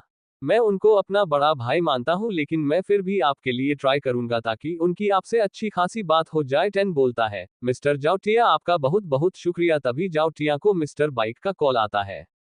जाओ टिन कॉल उठाते हुए बोलता है, जाओ भाई क्या हुआ, चाहे तुम कुछ भी बोलो, गेट पे तो मिस्टर स्टॉक को लेने के लिए मैं ही जाऊंगा। जाओ भाई बोलता है, ब्रदर हाउटन यहाँ पे कुछ भी अच्छा नहीं चल रहा। मिस्टर स्टॉक को गेट पे रोक दिया गया है और अभी भी बहुत सारे ऐसे लोग हैं जो कि उनकी बेइज्जती कर रहे हैं। जटिन कहता है, आज मैंने बहुत बड़ी गलती कर दी। मैं मिस्टर स्टॉक को रिसीव करने के लिए टाइमली नहीं पहुंच पाया, इसी वजह से ये सब कुछ हो गया। और आखिर वो कौन गधा है जो कि उनको बेइज्जत करने का ट्राई कर रहा है? जाब भाई बोलते हैं, और कौन? टैंग फैमिली का सेकंड सन। ये सुनते ही टैंग आओजी के मुंह से खून निकल जाता है। वो कह रहा होता है कि इस बेवकूफ ने क्या कर दिया और दौड़ते हुए बाहर जाने लगता है।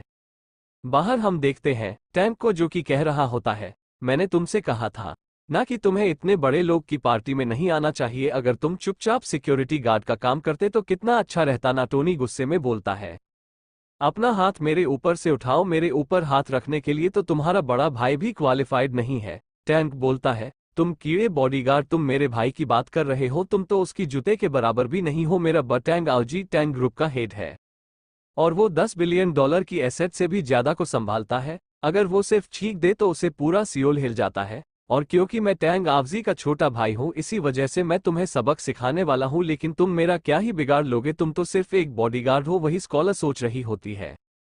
ये टैंक कब से अपने बड़े भाई के बारे में बात कर रहा है? इससे ये शो होता है कि बिल्कुल भी किसी लायक का नहीं है, सिर्फ अपने आंसेस्टर्स की दी हुई प्रॉपर्टी में फुदक रहा है। लेकिन फिर भी ये टोनी से तो बहुत ही बेटर है। मैंने इसको मौका दिया था कि मेरे साथ में चलकर अपनी बेइज्जती होने से बचा ले, लेकिन फिर भी इसको अपनी बेइज्जती करवानी थी।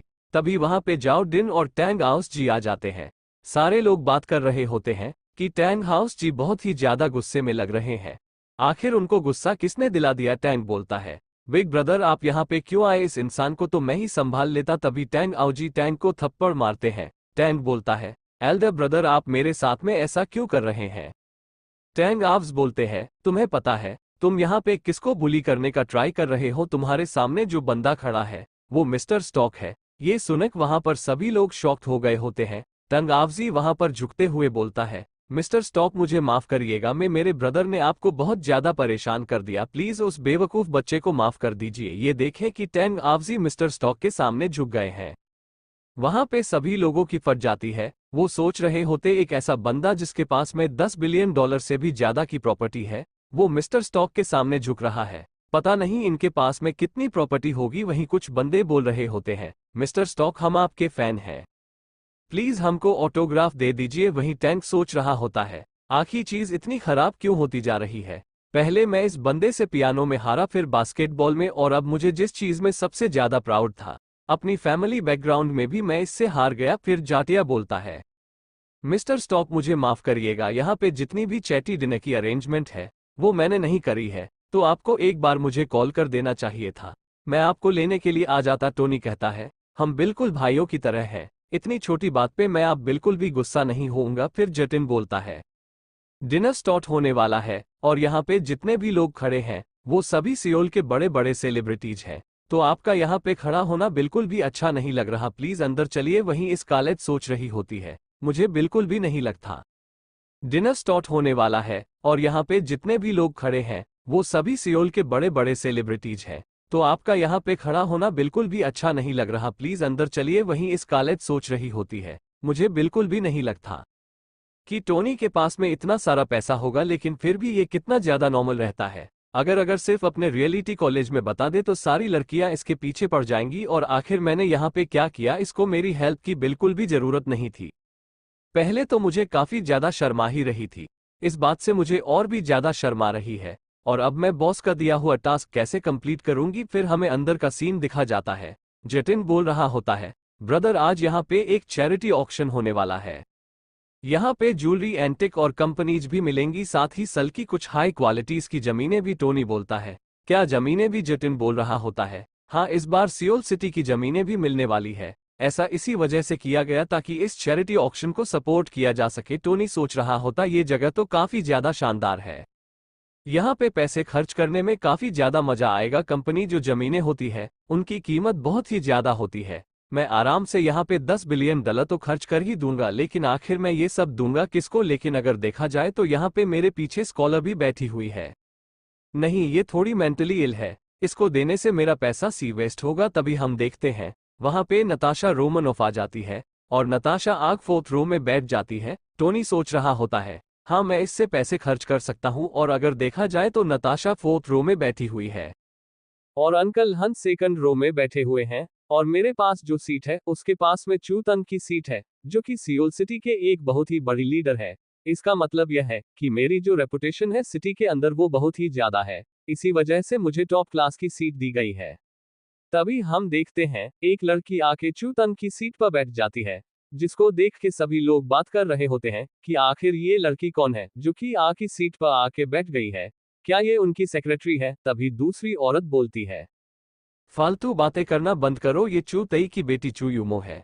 वही टोनी सोच रहा होता ये लड़की तो काफी ज्यादा सुंदर है और एक लीडर की बेटी भी है, लेकिन ऐसी लड़की को मैं बिल्कुल भी प्रवोक नहीं कर सकता। तभी यूम के आगे आवजी आ जाता है। तभी आवजी बोलता है, चू यूमो मेरा नाम है टैंग आवजी और तुमसे मिलकर काफी ज्यादा अच्छा लगा। आवजी सोच रहा होता ये टॉप लीडर की बेटी है, अगर इसके साथ में रिलेशन अच्छे होंगे तो ये हमारी कंपनी के लिए काफी अच्छा हो सकता है। और अगर सब कुछ अच्छा चलता रहा तो इससे मैरिज करना भी कोई बहुत बड़ी डील नहीं है। यूमो हाथ मिलाते हुए बोलती है, हेलो मिस्टर टैंग, आपसे मिलकर काफी ज्यादा अच्छा लगा। यूमो सोच रही होती है, मुझे लगा ही था कि यहाँ पे लोग ऐसे ही बिहेव करेंगे। जहाँ भी मैं जाती हूँ वहाँ पे सभी लोग मेरे से फादर की वजह से फ्लर्ट करने लगते हैं। लेकिन आखिर जो मेरे साइड में बंदा बैठा है वो कौन है? मैं इसको नहीं जानती और ये काफी ज्यादा यंग भी है, लेकिन ये टैंग आग जैसे लोगों के बराबर में बैठा हुआ है। फिर यूमो टोनी से बोलती है, हेलो मेरा नाम है चू। यूमो आपका नाम क्या है? लेकिन टोनी उसकी तरफ देखता भी नहीं है। यूमो सोच रही होती है, इस बंदे के साथ क्या प्रॉब्लम है? यह मेरी तरफ देख भी नहीं रहा। क्या ये बहुत ज्यादा शर्मीला है या मैं ही डराने दिख रही हूँ? टोनी सोच रहा होता है, मैं इससे बात नहीं कर सकता। अगर मैंने इससे बात कही तो सिस्टम इसको मेरे साथ में जोड़ देगा और अगर कुछ भी गलत हुआ तो यह मेरी लाइफ का एंड होगा। फिर यूमा बोलती है, हे तुम्हारी क्या प्रॉब्लम है? तुम मुझे आंसर क्यों नहीं कर रहे? मैंने सिर्फ तुम्हारा नाम ही पूछा था, पर तुम तो काफी ज्यादा रूडली बिहेव कर रहे हो। हटिया बोल रहा होता है, मिस्टर स्टॉक आप उसको हाई क्यों नहीं बोल रहे हैं? टोनी सोच रहा होता है, अब मैं कुछ भी नहीं कर सकता और फिर वो यूमो को हाई बोलता है। तभी सिस्टम यूमो को अफेक्शन लिस्ट में डाल देता है। टोनी सोच रहा होता ये कमीना अफेक्शन सिस्टम, इसने तो मुझे फंसा दिया। वही यूमो सोच रही होती है, टोनी स्टॉक तुम मुझे याद रहोगे। फिर वहां पे अनाउंस करती है कि ऑक्शन का पहला आइटम आने वाला है और हम देखते हैं वो एक नेकलेस होता है जिसकी कीमत लाख से स्टार्ट होती है। सभी लड़कियां उस नेकलेस को देखते हुए बोल रही होती है, हमें हमारे डैड पे काफी ज्यादा गुस्सा आ रहा है। वो इतने रिच नहीं है कि हमको ये नेकलेस दिला सके। और हम देखते हैं बुरी लगना स्टार्ट होती है। चू यूमो मेरा नाम है टैंग आवजी और तुमसे मिलकर काफी ज्यादा अच्छा लगा। आवजी सोच रहा होता ये टॉप लीडर की बेटी है, अगर इसके साथ में रिलेशन अच्छे होंगे तो ये हमारी कंपनी के लिए काफी अच्छा हो सकता है। और अगर सब कुछ अच्छा चलता रहा तो इससे मैरिज करना भी कोई बहुत बड़ी डील नहीं है। यूमो हाथ मिलाते हुए बोलती है, हेलो मिस्टर टैंग, आपसे मिलकर काफी ज्यादा अच्छा लगा। यूमो सोच रही होती है, मुझे लगा ही था कि यहाँ पे लोग ऐसे ही बिहेव करेंगे। जहाँ भी मैं जाती हूँ वहाँ पे सभी लोग मेरे से फादर की वजह से फ्लर्ट करने लगते हैं। लेकिन आखिर जो मेरे साइड में बंदा बैठा है वो कौन है? मैं इसको नहीं जानती और ये काफी ज्यादा यंग भी है, लेकिन ये टैंग आह जैसे लोगों के बराबर में बैठा हुआ है। फिर यूमो टोनी से बोलती है, हेलो मेरा नाम है चू। यूमो आपका नाम क्या है? लेकिन टोनी उसकी तरफ देखता भी नहीं है। यूमो सोच रही होती है, यहाँ पे ज्वेलरी, एंटिक और कंपनीज भी मिलेंगी, साथ ही सल की कुछ हाई क्वालिटीज की जमीनें भी। टोनी बोलता है, क्या जमीनें भी? जटिन बोल रहा होता है, हाँ इस बार सियोल सिटी की जमीनें भी मिलने वाली है। ऐसा इसी वजह से किया गया ताकि इस चैरिटी ऑक्शन को सपोर्ट किया जा सके। टोनी सोच रहा होता ये जगह तो काफी ज्यादा शानदार है, यहाँ पे पैसे खर्च करने में काफी ज्यादा मजा आएगा। कंपनी जो जमीनें होती है उनकी कीमत बहुत ही ज्यादा होती है। मैं आराम से यहाँ पे 10 बिलियन डॉलर तो खर्च कर ही दूंगा, लेकिन आखिर मैं ये सब दूंगा किसको? लेकिन अगर देखा जाए तो यहाँ पे मेरे पीछे स्कॉलर भी बैठी हुई है। नहीं, ये थोड़ी मेंटली इल है, इसको देने से मेरा पैसा सी वेस्ट होगा। तभी हम देखते हैं वहां पे नताशा रोमनोफ आ जाती है और नताशा आग 4th रो में बैठ जाती है। टोनी सोच रहा होता है, हाँ मैं इससे पैसे खर्च कर सकता हूँ, और अगर देखा जाए तो नताशा 4th रो में बैठी हुई है और अंकल हन 2nd रो में बैठे हुए हैं, और मेरे पास जो सीट है उसके पास में चू तंग की सीट है, जो कि सियोल सिटी के एक बहुत ही बड़ी लीडर है। इसका मतलब ये है कि मेरी जो रेपुटेशन है सिटी के अंदर वो बहुत ही ज्यादा है, इसी वजह से मुझे टॉप क्लास की सीट दी गई है।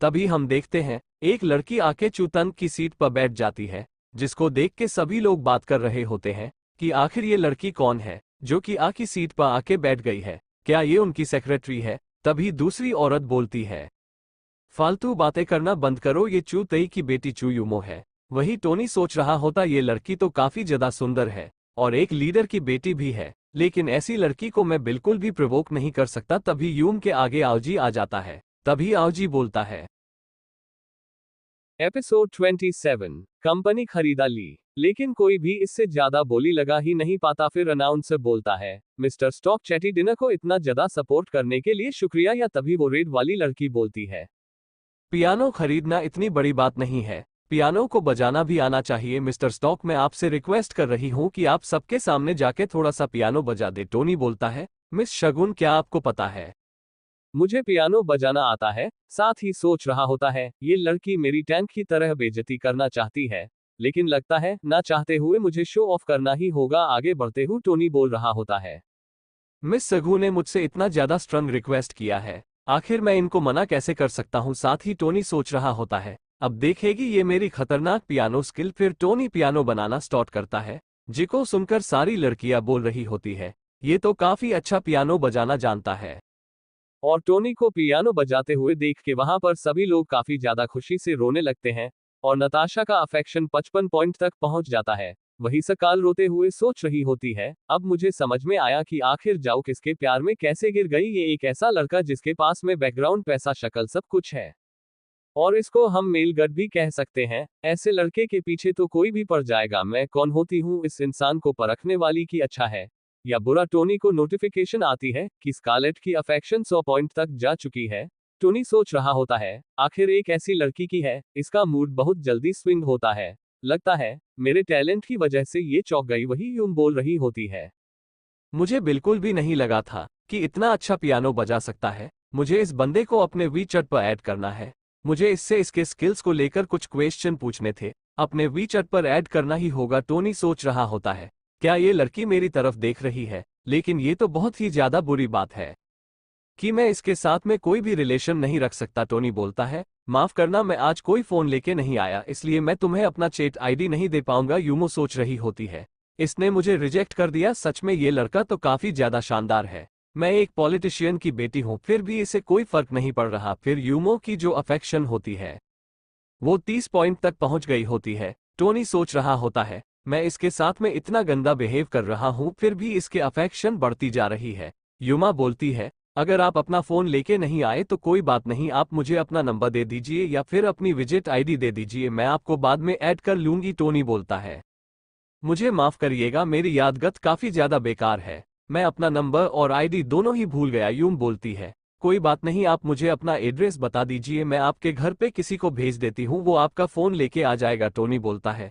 लगता है मैं तुमसे नहीं जीत सकता। यूमो बोलते हैं, तुम अपने साथ में अपना फोन लेके आए थे, क्या तुम मुझसे कब से झूठ बोल रहे हो। यूमो सोच रही होती है, जितना ये लड़का मुझे मना कर रहा है यह मुझे उतना ज्यादा अच्छा लग रहा है। फिर अनाउंसर अनाउंस करता है, अब जो चीज बिड होने वाली है वो कोई आइटम नहीं होगा, ये होंगी बैंकर कंपनीज। टोनी सोच रहा होता है, मैं इसलिए तो आया था। अनाउंस बताती है, सबसे पहले जो बीड होगा वो है altv.com। यह एक ऑनलाइन प्लेटफॉर्म है जिसने बहुत ज्यादा अश्लीलता फैलाई है, साथ ही इसके ऊपर बहुत सारी चीजें ट्रेंड भी करती रहती है, और एक टाइम पे ये कंट्री के टॉप 5 ऑनलाइन प्लेटफॉर्म में से एक थी। इसकी वैल्यू 1 मिलियन तक पहुंच गई थी, लेकिन कुछ क्रिएटर के क्रिंज कंटेंट की वजह से ये कंपनी बैंकर पट हो गई। लेकिन हाथों के द्वारा चलाई गई गोलियों को देखते हुए कंट्री को लगा ये काफी ज्यादा डेंजरस हो सकता है, क्योंकि इस प्लेटफॉर्म के ऊपर आप किसी को भी अपने हाथों की गोलियों से मार सकते थे। इसी वजह से ये कंपनी बैंकर पट हो गई। इसकी स्टार्टिंग प्राइस है $50 मिलियन। तभी टोनी 60 मिलियन की बिड करता है, लेकिन वहां पे कोई भी बिड नहीं कर रहा होता। टोनी सोच रहा होता है, आखिर यहाँ पे क्या हो रहा है? कोई भी अश्लील टीवी के लिए बिड क्यों नहीं कर रहा? वही सारे लोग बोल रहे होते हैं, टोनी स्टॉक ने ऑलरेडी बिड कर दिया है। यहाँ पे बिड करके प्राइस बढ़ाने का कोई मतलब नहीं है। वैसे भी हम इसे नहीं जीत सकते, अनाउंसर कहता है। लगता है वो कोई और बिड नहीं करना चाहता, तो इसलिए अश्लील टीवी होती है। टोनी स्टॉक की हम उम्मीद करते हैं कि अश्लील टीवी पहले की तरह ग्रो करे। फिर हम देखते हैं अंकल हान को, जिसके फोन पे मैसेज आया होता है कि हमने टोनी स्टारक की पूरी हिस्ट्री निकलवा ली है। अगर आपको उनके बारे में डिटेल जाननी है तो आप हमें कॉल कर सकते हैं, अंकल हान बोलते हैं। देखते हैं टोनी स्टारक क्या क्या कर सकता है। फिर अंकल ना बाहर आ गए होते हैं और वो कॉल करके पूछते हैं, तुम्हें टोनी के बारे में जो भी पता है सब मुझे बता दो। कॉल करने वाला बदना बताता है इसका रियल नाम है टोनी स्टॉक, इसकी एज है 21 ईयर्स और यह मयान काउंटी में जन्मा था। इसके फादर का नाम है हावर्ड स्टॉक और इसके फादर और मदर फ्रूट फार्मर्स हैं। साथ ही इन लोगों के पास में 2 पंड भी है। इसने अपनी प्राइमरी एजुकेशन एक बहुत ही छोटी सी स्कूल से करी है और इस अपने मिडिल स्कूल भी एक छोटी सी स्कूल से ही करी है। फिर इसने तियांग हाई स्कूल को ज्वाइन किया और फिलहाल ये यूनान यूनिवर्सिटी में पढ़ता है, जो कि ऑर्डिनरी ही है। लेकिन फिर मैंने इसका बैंक अकाउंट चेक किया, जो कि हाईएस्ट लेवल का वीआईपी अकाउंट था। पूरी दुनिया में शायद ऐसे 50 लोग ही होंगे जिसके पास ऐसा वीआईपी अकाउंट होगा जिसको हैक करना नामुमकिन है। आप ऐसा भी कह सकते हैं कि इस अकाउंट के पास में कोई भी पेमेंट की रिस्ट्रिक्शंस नहीं है और एक बार में $10 मिलियन का भी खर्चा करना इसके लिए कोई भी बड़ी बात नहीं है। इसके पास में एक नेशन के बराबर में पैसा है। अंकल न सोच रहे होते, एक ऑर्डिनरी फैमिली के बंदे के पास में इतना सारा पैसा, ये तो एक इंटरनेशनल मजाक हो गया। क्या सच में ऑर्डिनरी फैमिली के बंदों के पास में इतना सारा पैसा होता है कि वो मिलियंस ऑफ डॉलर का गिफ्ट ऐसे ही बांटते फिरे? मुझे लगता है जितनी भी इंफॉर्मेशन है वो सभी गलत है, या फिर इस बंदे ने अपने बचपन से लेकर अभी तक की सारी इंफॉर्मेशन को चेंज कर दिया है। आखिर यह बंदा कितना ज्यादा पावरफुल हो सकता है कि ये नेशनल लेवल की चीजों में चेंज में ला सकता है? और इसकी फैमिली के पावर को सोच के तो मेरे पसीने छूट रहे हैं।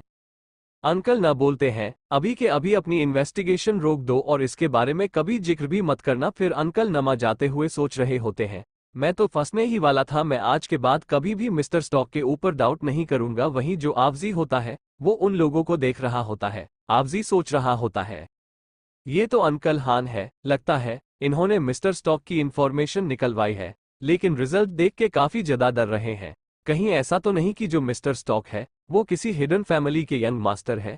फिर आवजी पार्टी में फिर से वापस आता है और सभी लोगों को अपने हिसाब से कहानी बताने लगता है। मिस्टर बाय हटन के पास दौड़ते हुए आते हैं और वो बोलता है, मुझे मिस्टर स्टॉक के आइडेंटिटी के बारे में कुछ पता चला है। टिया बोलता है, क्या हुआ, जल्दी बताओ। मिस्टर बाय बताता है कि मुझे पता चल रहा है कि मिस्टर स्टॉक फैमिली से बिलोंग करते हैं, जो कि हिस्ट्री के सबसे ज्यादा पावरफुल फैमिली में से एक रही है और उनके पास में बहुत सारी मिस्टीरियस पावर भी है। हालांकि काफी सालों से वो हिस्ट्री में छुपी हुई है, लेकिन माना जाता है कि उनके पास में एक टाइम पे 6 बंदों की टीम्स थी जिनको स्टॉक एंजल्स कहा जाता था और इनकी बहुत बड़ी वेपन्स की इंडस्ट्री थी। लेकिन इन्होंने वो सारे काम को बंद कर दिया और हिस्ट्री में गायब हो गए। और क्या सच में ये स्टॉक फैमिली से बिलोंग करते हैं? और अगर सच में ऐसी बात है तो मिस्टर स्टॉक तो सामने आ चुके हैं और लगता है स्टॉक फैमिली भी सामने आने वाली है। झाव कियान सोच रहा होता है, अब मुझे पता चला कि इनके पास में इतना सारा पैसा कहां से आया। ये तो एक टाकून की फैमिली से ही बिलोंग करते हैं। इस वर्ल्ड के बाहर भी एक वर्ल्ड है और बहुत सारे ऐसे लोग हैं जो कि बाहर की दुनिया में रहते हैं, जैसे कि हमारी झेंग फैमिली इस दुनिया में रहती है और अपने पावर को शो करती है। लेकिन जो फैमिली बाहर की दुनिया में रह रही है और अपनी पावर्स को छुपा के रखा हुआ है, जब वो फैमिली सामने आएगी तो हमारी फैमिलीज की पावर कुछ भी नहीं रहेगी। वही टोनी सोच रहा होता है, आखिर वो दल्ला कौन है जिसने ये खबर फैला दी कि मैं एक हिडन फैमिली का यंग मास्टर हूं? और कौन वो बोलता है मेरी फैमिली वेपन बनाती है, मेरे पापा तो सब्जियां बेचते हैं? तभी वहां पर टोनी को बहुत सारी लड़कियां घेर लेती है और कहती है, क्या आप हमारे साथ में डांस करेंगे? वहीं एक लड़की बोल रही होती है, मैं अपना फोन घर पे भूल गई हूँ, क्या आप मेरे नंबर पे फोन कर देंगे? और मैं काफी अच्छी बैकलिफ्ट मारती हूँ, आप मेरी बैकलिफ्ट देखने के लिए मेरे घर पे चलिए। टोनी शर्माते हुए सोच रहा होता है आखिर लड़कियां क्या करना चाहती है। तभी टोनी की नजर नताशा पे जाती है। टोनी बोलता है, मेरे पास ऑलरेडी डांस पार्टनर है तो मैं उसके पास जा रहा हूँ। फिर टोनी बोलता है, नताशा क्या तुम मेरे साथ में डांस करोगी? नताशा सोच रही होती है, इसने मुझे डांस के लिए पूछा है। क्या मुझे मना कर देना चाहिए क्या हो अगर ये यहाँ पे मेरा एडवांटेज ले रहा हो तो, लेकिन अभी इसने मुझे एक बहुत ही महंगा गिफ्ट दिया है, इसको मना करना बिल्कुल भी अच्छा नहीं लगेगा। तभी टोनी नताशा को खींचते हुए डांस स्टार्ट कर देता है। नताशा बोलती है, तुम ये क्या कर रहे हो? टोनी बोलता है, मैं पीछे 18 लड़कियों को मना करके आ रहा हूँ सिर्फ और सिर्फ तुम्हारे लिए, इसलिए तुम मेरे साथ में डांस करने से मना नहीं कर सकती। डांस करते हुए नताशा सोच रही होती है, मुझे लगा था ये सिर्फ एक रिच बंदा है, लेकिन पहले इसकी पियानो की स्किल और अब इसके डांस की स्किल दोनों ही काफी ज्यादा हाई लेवल पे है। चाहे मैं कितना भी रजिस्ट करूं लेकिन मैं इसके प्यार में पड़ी जा रही हूं। और जो नताशा का अफेक्शन होता है वो 5 पॉइंट से बढ़ गया होता है। एपिसोड -28 बेचारा अमीर लड़का, उसका टोटल अफेक्शन होता है 60 पॉइंट्स। सभी लोग उनके डांस को देखते हुए उनकी तारीफ कर रहे होते हैं। वही यूमो सोच रही होती है, ये तो वही लड़की है ना जिसको टोनी ने नेकलेस दिया था। लगता है मिस्टर स्टॉक काफी ज्यादा डेडिकेटेड इंसान है और उनको इस लड़की के किसी भी कंट्रोवर्सी से कोई फर्क नहीं पड़ता। और मुझे तो लगा था कि यहाँ पे जितनी भी लड़कियां उनको भाव दे रही है उनके साथ में चले जाएंगे, लेकिन नहीं, वो काफी ज्यादा रिस्पॉन्सिबल इंसान है। लेकिन मुझे बहुत ज्यादा गुस्सा आ रहा है, उन्होंने मुझे रिजेक्ट कर दिया। क्या मैं नताशा जितनी अच्छी नहीं हूँ? टैंग आवजी आगे बढ़ते हुए बोलता है, मिस यूमो क्या आप मेरे साथ में डांस करना चाहेंगी? यूमो बोलती है, मुझे डांस नहीं करना और मैं किसी भी अंकल के साथ में डांस करने में इंटरेस्टेड नहीं हूँ। आओजी एकदम शॉक्ड हो गया होता है क्योंकि वो सिर्फ 30 साल का है। उसको यूम ने अंकल बोल दिया। वही टोनी सोच रहा होता, नताशा के साथ में डांस करना बुरा नहीं रहा, कम से कम मेरे 5 अफेक्शन पॉइंट तो बढ़ गए। यूमो टोनी के पास जाते हुए बोलती है, टोनी क्या तुम जा रहे हो? क्या तुम बाद में नहीं जा सकते? चलो ना हम लोग एक डांस कर लेते हैं, आवजी कह रहा होता है। अभी तो इस लड़की ने कहा कि ये डांस नहीं करती। वही सीनियर टैंक रोते हुए बोल रहे होते हैं, ब्रदर अब आपको फील हो रहा है? मुझे कैसा फील होता है? टोनी बोलता है, मैं बहुत ज्यादा थक गया हूं तो अब मेरा डांस करने का कोई प्लान नहीं है। यूमा बोलते हैं, क्या आप मुझे एक क्वेश्चन का आंसर कर सकते हैं? टोनी सोच रहा होता है, ये लड़की तो काफी ज्यादा जिद्दी है, इसको इतना ध्यान अपने काम पे देना चाहिए। टोनी बोलता है, अगर आपको मुझसे बात ही करनी है तो चलिए आराम से बैठ के बात करते हैं। फिर वो लोग दूसरी जगह पे आ गए होते हैं। यूमा पूछती है, क्या आपकी कोई गर्लफ्रेंड है? मेरा मतलब है, क्या नताशा आपकी गर्लफ्रेंड है? टोनी बोलता है, नहीं, लेकिन आपने क्यों पूछा? यूमो सोच रही होती है, लगता है यह अभी तक रिलेशनशिप में नहीं आए, इसका मतलब मेरे पास अभी भी एक चांस है। यूम बोलती है, नताशा के बारे में इतनी बुरी बुरी न्यूज़ फैली हुई है, क्या आपको इससे कोई फर्क नहीं पड़ता? और आपका इसके बारे में क्या सोचना है? टोनी बोलता है, नहीं, मुझे इससे कोई फर्क नहीं पड़ता, आज नहीं तो कल उसकी इमेज क्लियर हो ही जाएगी और मैं उसके ऊपर जो खर्चा कर रहा हूं वो मैं करता रहूंगा। यूमो सोच रही होती है, खर्चा करना, आखिर ये क्या बात कर रहे हैं? यूम पूछती है, आपने नताशा के ऊपर आज तक कितना खर्चा किया है? टोनी बोलता है, ज्यादा कुछ नहीं किया, मैंने बस उसको एक $20 मिलियन की लग्जरी कार गिफ्ट करी थी और टॉमसन के अंदर एक first class house, 500 million dollar की मूवीज और शायद $100 मिलियन कैश। लेकिन मेरा मानना ये है कि इसकी जो रिक्वेस्ट थी वो बहुत ही ज्यादा कम थी, इसी वजह से मैंने उसके सारे रिक्वेस्ट को डबल कर दिया। यूमो सोच रही होती है, पक्का इस बंदे को धोखा मिलने वाला है। मैं मानती हूँ ये बंदा काफी ज्यादा बड़ी फैमिली से बिलोंग करता है और अलग अलग स्किल्स में बचपन से ट्रेंड है, यहाँ तक कि अपना ज्यादातर टाइम बुक्स पढ़ने में स्पेंड करता होगा। लेकिन इन साइजों के चक्कर में इसको लोगों के बुरे दिल के बारे में कुछ भी पता नहीं होगा। असल में वो लड़की इसका यूज कर रही है ताकि वो अपने ऊपर लगे हुए सारे इल्जाम को हटा सके, इसी वजह से उसने गर्लफ्रेंड बनने से पहले इतने सारे पैसों की डिमांड रखी है। यूमो बोलती है, टोनी तुम्हें क्या लगता है, उसने जो कंडीशन रखी है वो काफी ज्यादा हाई नहीं है? टोनी बोलता है, नहीं, बिल्कुल भी हाई नहीं है। किसी भी मैन के लिए लड़कियों के ऊपर खर्चा करना काफी ज्यादा नॉर्मल बात होती है। अभी जस्ट मैंने उसको $200 मिलियन भेजे हैं। यूमो टोनी को पकड़ते हुए बोलती है, $200 मिलियन बहुत ज्यादा होते हैं।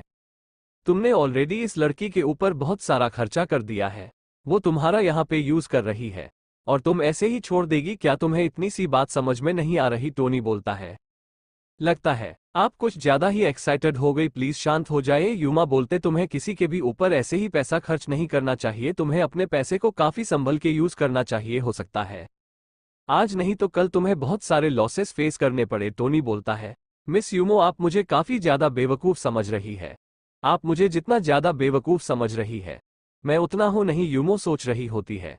हर प्यार में पड़ा आशिक यही सोच रहा होता है कि वो बेवकूफ नहीं है। आखिर कौन सोच सकता है कि हर स्किल में इतना ज्यादा शानदार बंदा दिल से इतना ज्यादा कमजोर हो सकता है। ये तो बिल्कुल एक प्राइमरी स्कूल के बच्चे की तरह है। और उसका जो अफेक्शन होता है वो 45 पॉइंट्स तक बढ़ गया होता है। टोनी सोच रहा होता है, इसका अफेक्शन बढ़ क्यों रहा है? लगता है इसको ऐसा लग रहा है कि मैं बहुत ज्यादा बेवकूफ हूं और इसको मेरे लिए बुरा लग रहा है। लेकिन इस बेचारी को तो यहाँ पे पता ही नहीं है कि यहाँ पे मैं सारी लड़कियों का यूज कर रहा हूँ। फिर टोनी बोलता है, अभी तो नताशा यहाँ पे थी, आखिर वो कहाँ चली गई? युमा बोलते हैं, मैंने उसको होस्ट के साथ कर जाते हुए देखा है। और आखिर तुम उस लड़की के बारे में फिर से बात क्यों कर रहे हो? क्या तुम वो भूल गए जो मैंने तुम्हें बताया? टोनी बोलता है, मैंने आपकी बातें सुन ली और मैं चाहता हूं कि आप उसके बारे में कुछ भी बुरा ना बोले। आपको ऐसा नहीं लग रहा कि आप करेले की तरह कड़वी बातें कर रही हैं? इस बात से यूमो काफी ज्यादा गुस्सा हो जाती है और वहां जाते हुए सोच रही होती है, भले ही मैं इसको कुछ भी बोलूं लेकिन मैं इसे उस एक्ट्रेस से ज्यादा अच्छी नहीं लगूंगा। और टोनी, तुमने मुझे वो दिया है जो मुझे बचपन से चाहिए था। आज नहीं तो कल तुम मेरे होगे। टोनी सोच रहा होता, ये लड़की काफी ज्यादा गुस्से वाली है और इसको मेंटेन करना काफी ज्यादा डिफिकल्ट है। जितना ये मुझसे दूर रहेगी मेरे लिए उतना ज्यादा अच्छा है। फिर चैरिटी डिनर खत्म हो गया होता है और सभी लोग टोनी को घेर के खड़े होते हैं और कह रहे होते हैं, आपसे मिलकर काफी ज्यादा अच्छा लगा मिस्टर स्टॉक। टोनी बोलता है, आप सभी लोग हमारे सिटी का यंग टैलेंट है, मुझे उम्मीद है आप सभी लोग अच्छा करेंगे। फिर टोनी आगे जाते हुए सोच रहा होता है, मैंने अपनी का तो तासा को दे दी है, लगता है मुझे टैक्सी लेनी पड़ेगी। तभी जाओ टिम टोनी के पास एक बंदे को लेके आता है। जाओ टिम बोलता है, मिस्टर टोनी इनसे मिलिए, ये है जू जाओ। जाटिया बोलता है, जू जाओ मैं तुम्हें इनसे मिला रहा हूं, अब तुम इनका दिल जीत पाते हो या नहीं ये तुम्हारे ऊपर है। जाओ बोलता है, मिस्टर स्टॉक मैं अपने ऑफिस की एक बिल्डिंग बेच रहा हूं, क्या आप उसमें इंटरेस्टेड हैं? टोनी बोलता है, ऑफिस की बिल्डिंग का मतलब पूरी बिल्डिंग बेच रहे हैं ना जूजा? वो बोलता है, हाँ ये 4000 स्क्वायर फीट का एक बिल्डिंग है। मेरे जो पेरेंट्स हैं वो सिंघाई जा रहे हैं और हमें अब इसकी कोई भी जरूरत नहीं है। हम एक नया $2 बिलियन का घर बनवा रहे हैं। ओटन काफी ज्यादा शॉक्ड हो गया होता है और वो सोच रहा होता है, मुझे लगा नहीं था कि ये जूजा इतना ज्यादा अमीर बंदा होगा। टोनी बोलता है, ठीक है, तो आप मुझे अपने बी चैट पे ऐड कर लीजिए, कल मैं वो बिल्डिंग देखने के लिए आ जाऊंगा। और क्या आपके पास सब बिल्डिंग ही है और कुछ नहीं है खरीदने के लायक? जूजा वो बोलता है, नहीं हमारे पास सिर्फ यही है। जूजा और टोनी को ऐड करते हुए सोच रहा होता है, मुझे लगा था ये सिर्फ कुछ फ्लोर्स खरीद पाएंगे लेकिन ये तो पूरी बिल्डिंग खरीदने की बात कर रहे हैं। फिर टोनी बोलता है, मेरी एक बात याद रखना, किसी और बंदे से कोई भी कांटेक्ट मत करना। मुझे अगर पता चला कि आप जिस प्रॉपर्टी को मुझे बेचने की बात कर रहे हैं उसकी बात किसी और से कर रखी है तो मैं वो प्रॉपर्टी नहीं खरीदूंगा। जुजा वो बोलता, हाँ मैं ये बात याद रखूंगा। जाटिया बोल रहा होता है, जू जाओ तुम तो काफी ज्यादा पैसे वाले हो, तो आखिर तुम डरने की एक्टिंग क्यों कर रहे थे? जूजा वो बोल रहा होता है, मिस्टर स्टॉक के पैसे के सामने तो बड़े से बड़े पैसे वाला डर जाए। टोनी टैक्सी में बैठ गया होता है और सोच रहा होता है, आखिर मुझे ये बिल्डिंग किसको देनी चाहिए? अगर मैं ये पूरी बिल्डिंग किसी आम सी लड़की को दूंगा तो काफी ज्यादा शॉक्ड हो जाएगी। मुझे एक ऐसी बंदी को ढूंढना होगा जो कि काफी ज्यादा अच्छी खासी फैमिली से बिलोंग करती हो। तभी टोनी की टैक्सी अचानक से ब्रेक मारती है। ड्राइवर बोलता है, लड़की क्या तुम पागल हो चुकी हो? आखिर तुम टैक्सी के सामने मरने के लिए क्यों आए? टोनी सोच रहा होता है, ये तो स्कारलेट है, आखिर यहाँ पे यह क्या पागलपना कर रही है? स्कारलेट आके टैक्सी में बैठ जाती है और कहती है, आखिर तुम देख क्या रहे हो? टैक्सी चलाओ। टैक्सी दर सोच रहा होता है, ये लड़की तो एकदम पागल है। वही स्कारलेट सोच रही होती है, यह मेरा आखिरी मौका है। ग्रेजुएशन के बाद से मुझे पहला काम मिला है, मुझे इसे कुछ भी करके कंप्लीट करना ही होगा। टोनी बोलता है, सीनियर स्कारलेट आखिर आप क्या कर रही हैं? साथ ही टोनी सोच रहा होता, यूमो को मैंने अभी भगाया है, अब ये स्कारलेट आ गई, आखिर सारी पागल लड़कियां मेरे पीछे क्यों पड़ी है? स्कारलेट बोलती है, मैं यहाँ पे अपनी कंपनी को रिप्रेजेंट कर रही हूँ और मुझे एक कार पैप के लिए इन्वेस्टमेंट चाहिए। हमारी कंपनी में काफी अच्छा पोटेंशियल है और हमारी कंपनी में काफी नए नए बंदे काम कर रहे हैं। पिछले महीने हमारे 10 मिलियन डाउनलोड हो गए थे, फिलहाल हमारे रोज के 5 लाख एक्टिव व्यूअर्स हैं। टोनी बोलता है, मुझे बीच में बोलने के लिए तो क्या तुम हमारी कंपनी में आना चाहोगे? माफ करना लेकिन क्या तुम मुझसे हेल्प मांग रही हो? स्कारलेट बोलती है, तुम ऐसा भी कह सकते हो, लेकिन हमारी कंपनी में तुम्हारी इन्वेस्टमेंट काफी ज्यादा पोटेंशियल रखती है। टोनी बोलता है, तुम मुझसे भीख मांग रही हो ना? स्कारलेट बोलती है, मैं तुमसे सिर्फ हेल्प के लिए बोल रही थी। स्कारलेट सोच रही होती है, क्या तुम्हारे पास पैसा है? तो तुम वहीं टोनी सोच रहा होता है, मुझे काफी किसी को भी ऐसे ही बेइज्जत कर सकते हो, ज्यादा अच्छा फील हो रहा है। पहले तुमने मेरी काफी ज्यादा बेइज्जती करी है, तो आज मेरा मौका है तुम्हें बेइज्जत करने का। फिर टोनी स्कारलेट के पास आते हुए बोलता है, अगर तुम किसी को हेल्प के लिए बोल रही हो तो तुम्हें भी उसकी हेल्प करनी चाहिए। अगर तुम्हें किसी से कुछ चाहिए तो तुम्हें उसको कुछ देना ही पड़ेगा। तुम्हें पता चला मैं क्या बोलना चाह रहा हूँ? स्कारलेट बोलती है, टोनी तुम सच काफी ज्यादा घटिया इंसान हो। तुम मेरे साथ में सोने की बात कर रहे हो ना? आखिर तुम जॉकी के काबिल कैसे हो सकते हो? और स्कारलेट के जो अफेक्शन होते हैं वो 15 पॉइंट से गिर गई होती है। टोनी बोलता है, आप कैसी बातें कर रही हैं? ऐसा कोई भी आइडिया मेरे दिमाग में नहीं है। मुझे आज ऐसे लड़की में कोई भी इंटरेस्ट नहीं है। स्कारलेट बोलती है, तुम्हारे कहने का मतलब क्या है? टोनी बोलता है, इसका और क्या मतलब हो सकता है? आपको यही लगता है ना कि ये पूरी दुनिया आपके चारों तरफ घूमती रहती है? आप चाहती हैं मैं आपके लिए इन्वेस्ट कर दूं, लेकिन हम तो सिर्फ 2 ही बार मिले हैं। क्या हम लोग इतने जाने पहचाने हैं कि मैं आपके लिए इन्वेस्ट कर दूं? लास्ट टाइम जब आपने मुझे गलत समझ लिया था तो क्या आपने उसके लिए मुझसे माफी मांगती? लेकिन अभी मैं ऐसा कुछ भी नहीं मांगी। और क्या आप में रिस्पेक्ट करती है? स्कारलेट बोलती है, नहीं मैंने अभी तक तो नहीं मांगी, लेकिन मैं आज रात को जरूर करूंगी। मैं यहाँ जा रही हूँ। फिर इस काले ड्राइवर को बोलती है, गाय रोको। वहीं टोनी बाहर देखते हुए बोल रहा होता, ये हुडा का रास्ता नहीं है। और मुझे लगा ही था अगर मैं इस लड़की के साथ में रहूंगा तो मेरे साथ में कुछ ना कुछ बुरा हो ही जाएगा। लगता है मैं फंस चुका हूं। और हम देखते हैं बाहर टोनी की कार को 3-4 गाड़ियों ने घेर रखा होता है। टोनी उस कार से उतर गया होता है और वो देखता है वो टैक्सी ड्राइव उस गैंग से मिला होता है। साथ ही उनके साथ में चैटना का एक वेटर भी होता है। टोनी सोचता आज की रात काफी ज्यादा लंबी होने वाली है। स्कार्ट बोलती है, टोनी हमें क्या करना चाहिए? टोनी बोलता है, हम क्या कर सकते हैं? ये हमारे सामने है और हम फंस चुके हैं। टैक्सी ड्राइवर बोल रहा होता है, मुझे लगा नहीं था कि हम इतने बड़े आदमी को इतने आराम से फंसा लेंगे। वही वेटर बोल रहा होता है, ब्रदर ये आइडिया तो मेरा था। हमें जो भी बंदा चैरिटी रन में सबसे ज्यादा अमीर लगता हम उसको फंसाने वाले थे। और यह बंदा तो सोने की मुर्गी है।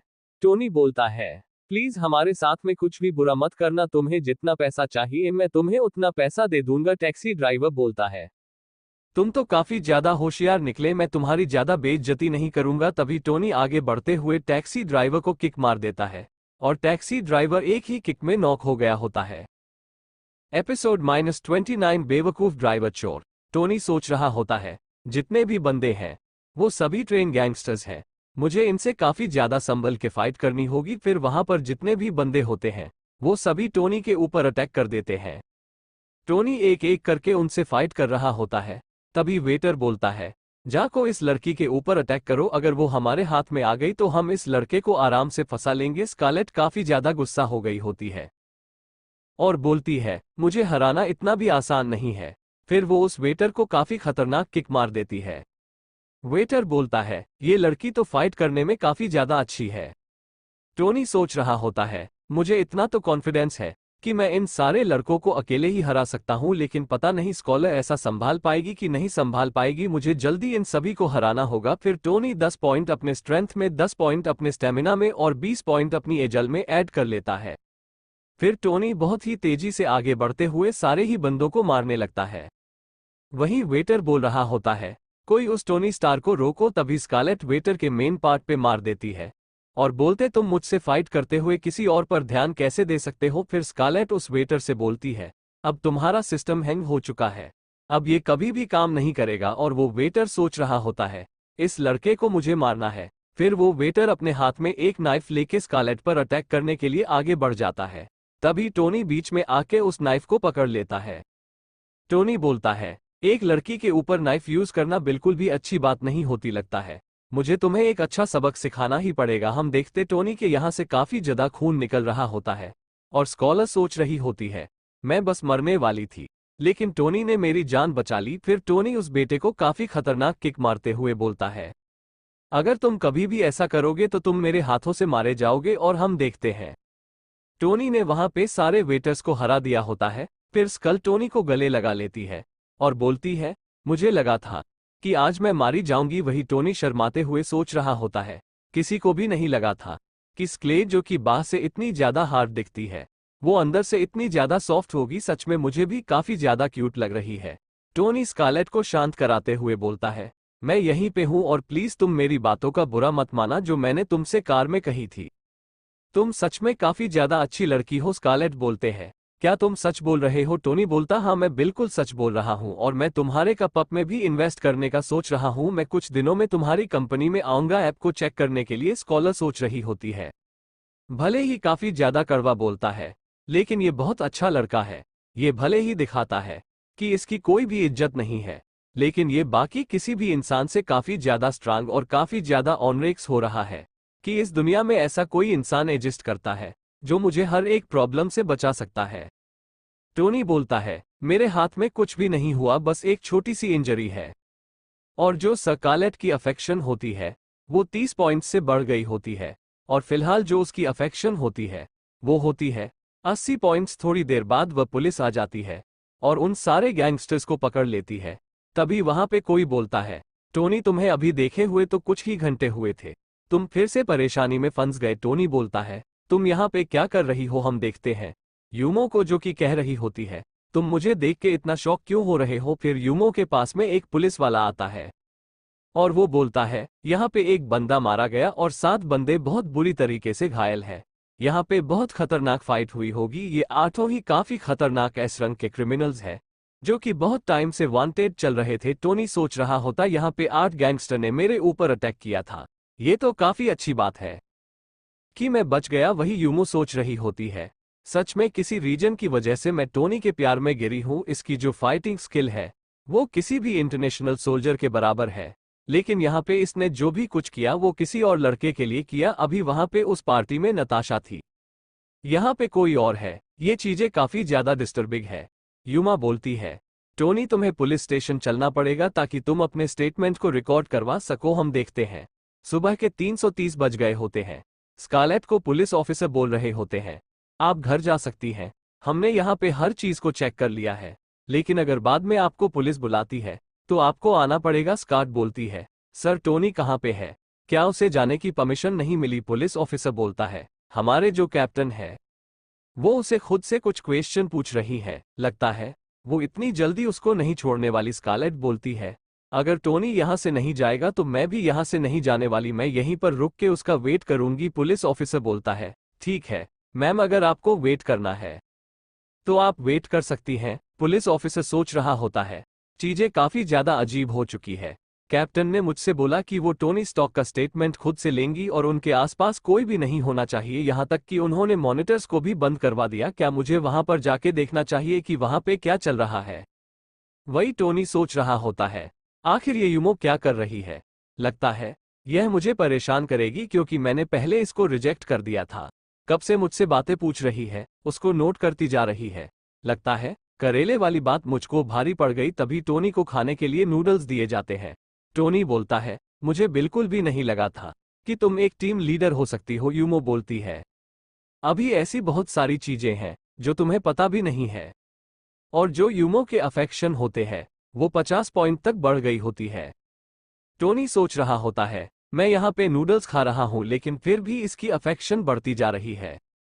मुझे यहाँ से जल्दी निकलना है क्योंकि यह लड़की काफी ज्यादा अजीब है। टोनी बोलता है, ऑफिसर यूमो मैं एक विक्टिम हूँ, आखिर आपने मेरे हाथों में हथकड़ी क्यों बांध रखी है और मैं यहाँ से कब जाऊंगा? यूम बोलते हैं, क्या तुम्हें यहाँ पे रुकने का मन नहीं कर रहा? हाँ ये बात सच है कि तुम एक विक्टिम हो, लेकिन तुमने यहाँ पे किसी को मार दिया है। और क्या तुम्हें स्कॉलर के साथ में कोई काम करना था क्या? टोनी बोलता है, वो तो मेरी सीनियर है जो कि मुझसे इन्वेस्टमेंट लेने के लिए आई थी क्योंकि उन्होंने एक नई कंपनी में ज्वाइन किया है। तभी यूमो टोनी की शर्ट फाड़ देती है।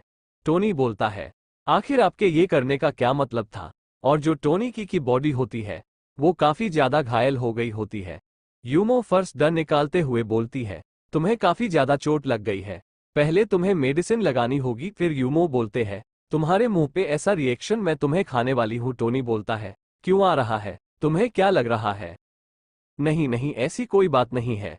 फिर यूमो टोनी को मेडिसिन लगाने लगती है। टोनी बोलता है, आपको परेशान करने के लिए माफ करना, आपके पास बहुत सारे काम होंगे लेकिन फिर भी आप मुझे मेडिसिन लगा रही हैं।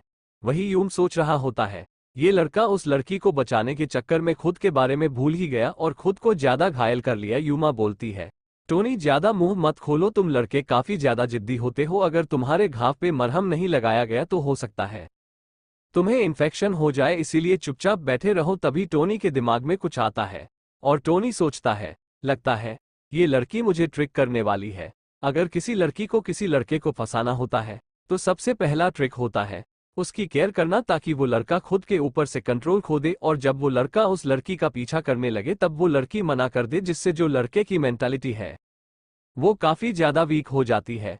और ऐसे ही एक एक करके कब एक लड़का डॉग में चेंज हो जाता है पता ही नहीं चलता। और जो सिग्मा मैन होते हैं वो किसी के भी ट्रैप में नहीं फंसते, मैं भी नहीं फंसूं। फिर टोनी अपनी शर्ट पहनते हुए बोलता है, ऑफिसर यूमो, हमें थोड़ा डिस्टेंस मेंटेन करना चाहिए, हम एक दूसरे को इतनी अच्छी तरीके से नहीं जानते कि हम एक दूसरे के क्लोज आ सके। यूमा बोलती है, तुम क्या कर रहे हो, मैं तो बस तुम्हारे यहाँ पे बैंडेज कर रही थी, लेकिन तुम फिर भी गुस्सा हो गए। टोनी बोलता है, मैं ऑलरेडी किसी को पसंद करता हूँ और मैं नहीं चाहता कि आप मुझे गलत समझ ले। आप एक काफी ज्यादा अच्छी लड़की है और मुझे आप मिलते ही पसंद आ गई थी, लेकिन लाइफ इतनी इजी नहीं है।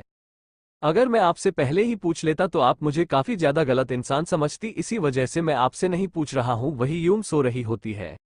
ये लड़का खुद को कितना भी हार्ड दिखाए लेकिन ये सच में एक सच्चा लवर है। अब तो यह मुझे और ज्यादा पसंद आ चुका है। वही टोनी बाहर जाके अपनी टैक्सी में बैठ जाता है। टोनी को जाते हुए देखकर यूमो सोच रही होती है, एक दिन ऐसा आएगा जब तुम मेरे होगे। मैं मानती हूँ तुमने यहाँ से निकलने का ट्राई किया, लेकिन मैं इतने अच्छे लक को कैसे छोड़ सकती हूँ। वही जो स्कारलेट होती है वो पुलिस स्टेशन में ही सोते रह गई होती है। हम देखते हैं टोनी जाग के घर पे आया होता है। टोनी बोलता है, दिन रात मेहनत करने के बाद मैं काफी ज्यादा थक चुका हूँ, यहाँ तक कि मुझे सोने को भी नहीं मिला। अब मैं यहाँ पे आराम से जाग के घर पे नहाऊं ताकि मैं फ्रेश हो सकूं। टोनी घर के अंदर आते हुए सोच रहा होता है। एपिसोड 30 यूमो की सोच। हमने देखा था टोनी पुलिस स्टेशन से चला गया होता है। यूमा बोल रही होती है, इतने शानदार लड़के को मैं कभी नहीं छोड़ सकती। वही जो स्कारलेट होती है वो पुलिस स्टेशन में सोती रह गई होती है। टोनी झांक के घर पे आया होता है। तभी वह देखता है कोई नहा रहा है। टोनी सोच रहा होता है, क्या झांकी मेरा टेस्ट ले रही है, क्या पता वो देखना चाह रही हो कि मैं अंदर जाता हूं कि नहीं। तभी टोनी का एंजल फॉर्म बोलता है, नहीं तुम्हें नहीं जाना चाहिए, जॉकी को बुरा लगेगा। वही डेविल फॉर्म बोलता है, अंदर चला कोई फर्क नहीं पड़ता। टोनी गेट खोलने ही वाला होता है। तभी अंदर से एक लड़की बाहर निकलती है और कहती है, जाओ कि तुम्हारा बाथरूम तो बिल्कुल मेरे बाथरूम जितना बड़ा है। फिर वो टोनी को देख के काफी ज्यादा जोर से चिल्लाती है। टोनी बोल रहा होता है, ये लड़की कौन है और ये जॉकी के घर पे क्या कर रही है। वहीं वो लड़की जॉकी से रोते हुए बोल रही होती है, अब मेरी शादी नहीं होगी, इसने मुझे पूरी तरीके से देख लिया है। जबकि बोलती है, मैंग मैंग रो मत, ये गलतफहमी है। टोनी बोलता है, जाओ कि तुम्हें ये सब एक्सप्लेन करना होगा, अभी के लिए मैं जा रहा हूं नहाने के लिए। मैंग मैंग बोल रही होती है, ये लड़का एक गैंगस्टर है। इस लड़के ने मेरी पूरी बॉडी देख ली लेकिन इसके बावजूद भी इसने मुझे सॉरी नहीं बोला। जाओ कि आंखें तुम्हारा इसके साथ में क्या मेरा दोस्त है। मैंग मैंग बोल रही होती है, रिश्ता है। जाओ कि शर्माते हुए बोलती है, ये काफी ज्यादा अजीब बात है, मैंने पहली बार जाक को किसी लड़के को प्रोटेक्ट करते हुए देखा है। क्या इसका बॉयफ्रेंड है? मैंग मैम बोलती है, जाओ कि मैं तुम्हें एक काफी अच्छा एडवाइस दे रही हूँ, अब तुम बहुत ज्यादा अमीर हो गई हो, तुम्हें इन बेकार से लड़कों के साथ में हैंग आउट नहीं करना चाहिए। जॉकी बोलती है, तुम क्या बोल रही हो? मैंग मैन बोलती है, मैं किसी और की बात नहीं कर रही, मैं तो उस लड़के की बात कर रही हूँ। तुम देख नहीं रही, तुम एक काफी अच्छे घर में रह रही हो और एक एंकर बनके काफी अच्छा पैसा भी कमा ले रही हो, ऐसा कॉमन सा लड़का तुम्हारे लायक नहीं है। जबकि बोलती है, क्या तुम टोनी की बात कर रही हो? टोनी एक बहुत ही ज्यादा अच्छा इंसान है, ये बिल्कुल भी वैसा नहीं है जैसा कि तुम सोचती हो। हालांकि जबकि सोच रही होती है, इसे नहीं पता यह विला मुझे टोनी ने ही दिया है। बैंग बैंग बोल रही होती है, कोई भी इंसान अच्छा या बुरा नहीं होता, बस उसका बैकग्राउंड मैटर करता है। क्या इस लड़के की अच्छाइयों को हम लोग पैसे में बदल सकते हैं? तुम अभी भी काफी ज्यादा यंग और सुंदर हो, तुम्हें एक अच्छे लड़कों को ढूंढना चाहिए, तुम्हें पता है। कल मैं एक ऑक्शन में गई थी जहां पे एक बहुत ही अमीर बंदे ने $500 मिलियन का पियानो खरीद लिया और उसे एक लड़की को गिफ्ट कर दिया। तुम्हें कोई ऐसा इंसान ढूंढना चाहिए। सच में वो लड़का कितना ज्यादा रोमांटिक होगा। तभी जाके घर पे नॉक होता है और वो बंदा पूछता है, क्या यह घर जॉकी का है? आपके लिए एक पार्सल आया है, मैग मैंग बोलती है। क्या तुमने कुछ ऑनलाइन मंगाया है? जबकि बोल रही होती है, टोनी ने मुझे बोला था कि वो मुझे कुछ गिफ्ट कर रहा है। शायद से ये एक पियानो है, मैंग मैंग बोल रही होती है। अच्छा पियानो, मुझे देखना कि वो लूजर तुम्हें कैसा पियानो गिफ्ट कर रहा है। पक्का से ये कोई बेकार सा होगा, जॉकी बोलती है। टोनी के बारे में बुरा मत बोलो, मुझे बहुत ज्यादा गुस्सा आ रहा है। तभी जॉकी आसमान में देखती है, एक हेलीकॉप्टर उस पियानो की सिक्योरिटी में लगा हुआ है। वहीं नीचे बहुत सारे स्पेशल ऑफिसर्स और उनके टैंक्स आए होते हैं। जॉकी और मैंग मैंग सोच रहे होते एक गिफ्ट देने के लिए इतना ज्यादा ताम थाम करना जरूरी है। आखिर ये एक पियानो है या सोने का पियानो? फिर वो पियानो अंदर रखवा देते हैं। जॉकी बोल रही होती है, टोनी ने कैसा पियानो खरीदा है? ये तो बिल्कुल किसी नेशनल ट्रेजर की तरह है, जिसकी वजह से इतने सारे ऑफिसर्स यहाँ पे आए हैं। मैंग मैंग बोलते हैं, कुछ भी नहीं है, ये फालतू चीज है। जितना हल्का गिफ्ट होता है उतनी भारी उसकी तामझाम होती है। फिर वो कपड़ा खींचते हुए बोलते हैं, मुझे देखना कि यह कैसा है। तभी किशन पियानो के चमक की वजह से वो कुछ भी नहीं देख पा रही होती। जकी बोल रही होती है, तो क्रिस्टल से बना हुआ पियानो है, ये तो बहुत ही ज्यादा प्यारा है। मैंग मैंग सोच रही होती है, आखिर क्रिस्टल के बने हुए पियानो की कीमत कितनी ज्यादा होगी? क्या मैंने गलती कर दी? वो बंदा सच में अमीर था क्या? लेकिन एक अमीर बंदा एक लूजर कैसे हो सकता है? वो मेरे घर के सिक्योरिटी गार्ड से बिल्कुल भी अलग नहीं दिखता। तभी न्यूज में बताया जा रहा है कि सियोल का चैटिनर काफी ज्यादा सक्सेसफुल रहा है, क्योंकि वहां पे एक बहुत ही बड़े ब्रिटी आ गए और वो सेलिब्रिटी मिस्टीरियस टाइकून थे, टोनी स्टॉक, जिन्होंने $500 मिलियन का सिर्फ एक क्रिस्टल पियानो खरीदा और भी बहुत सारे सामान खरीद के रिकॉर्ड्स ही तोड़ दिए। ये देखे कि टोनी ही वो बंदा जिसने कि $500 मिलियन का वो पियानो खरीदा है। मैंग मैंग काफी ज्यादा शॉक्ड हो गई होती है। जॉकी बोल रही होती है कि मैंने कहा था ना कि टोनी काफी ज्यादा शानदार इंसान है। मैं सिर्फ उसके पैसे की बात ही नहीं कर रही, उसका कैरेक्टर भी काफी ज्यादा शानदार है। टोनी नीचे आते हुए बोल रहा होता है, लगता है पियानो डिलीवर हो गया, मुझे लगा था कि यह कल आएगा। वहीं मैंग मैंग टोनी को देखते हुए बोल रही होती है, तो काफी ज्यादा हॉट दिखता है। जॉकी बोल रही होती है, टोनी मुझे काफी ज्यादा पसंद आया, ये काफी ज्यादा महंगा है। टोनी बोल रहा होता है, अगर मैं ऐसी भी चीज नहीं खरीद सकता तो आखिर मैं तुम्हारे लायक कैसे हुआ? वैसे मैं अभी बाहर जा रहा हूँ एक बिजनेस डील के लिए, क्या तुम्हें कुछ चाहिए? साथ ही टोनी सोच रहा होता, मैंने चैटी डिनर में उस मोटे बंदे को वादा किया था मिलने के लिए, तो चलो एक बार उसकी बिल्डिंग देख लेता हूँ। जॉकी सोच रही होती है, घर पे मेरी बेस्ट फ्रेंड आ रखी है, इस टाइम इसको अकेले छोड़ के जाना बिल्कुल भी अच्छा नहीं रहेगा। जॉकी बोलती है, मुझे माफ करना, मैं तुम्हारे साथ में नहीं आ सकती क्योंकि मुझे अपने दोस्त का ध्यान रखना है। वहीं जॉकी होती है, उसकी अफेक्शन 2 पॉइंट बढ़ गई होती है और जो मैंग मैंग होती है वो भी टोनी के अफेक्शन लिस्ट में आ गई होती है। टोनी सोच रहा होता, चलो ये तो काफी अच्छी बात है कि जबकि ने मुझे एक टारगेट दे दिया। वहीं जबकि उस पियानो को बताते हुए बोल रही होती है, ये पियानो काफी ज्यादा शानदार है।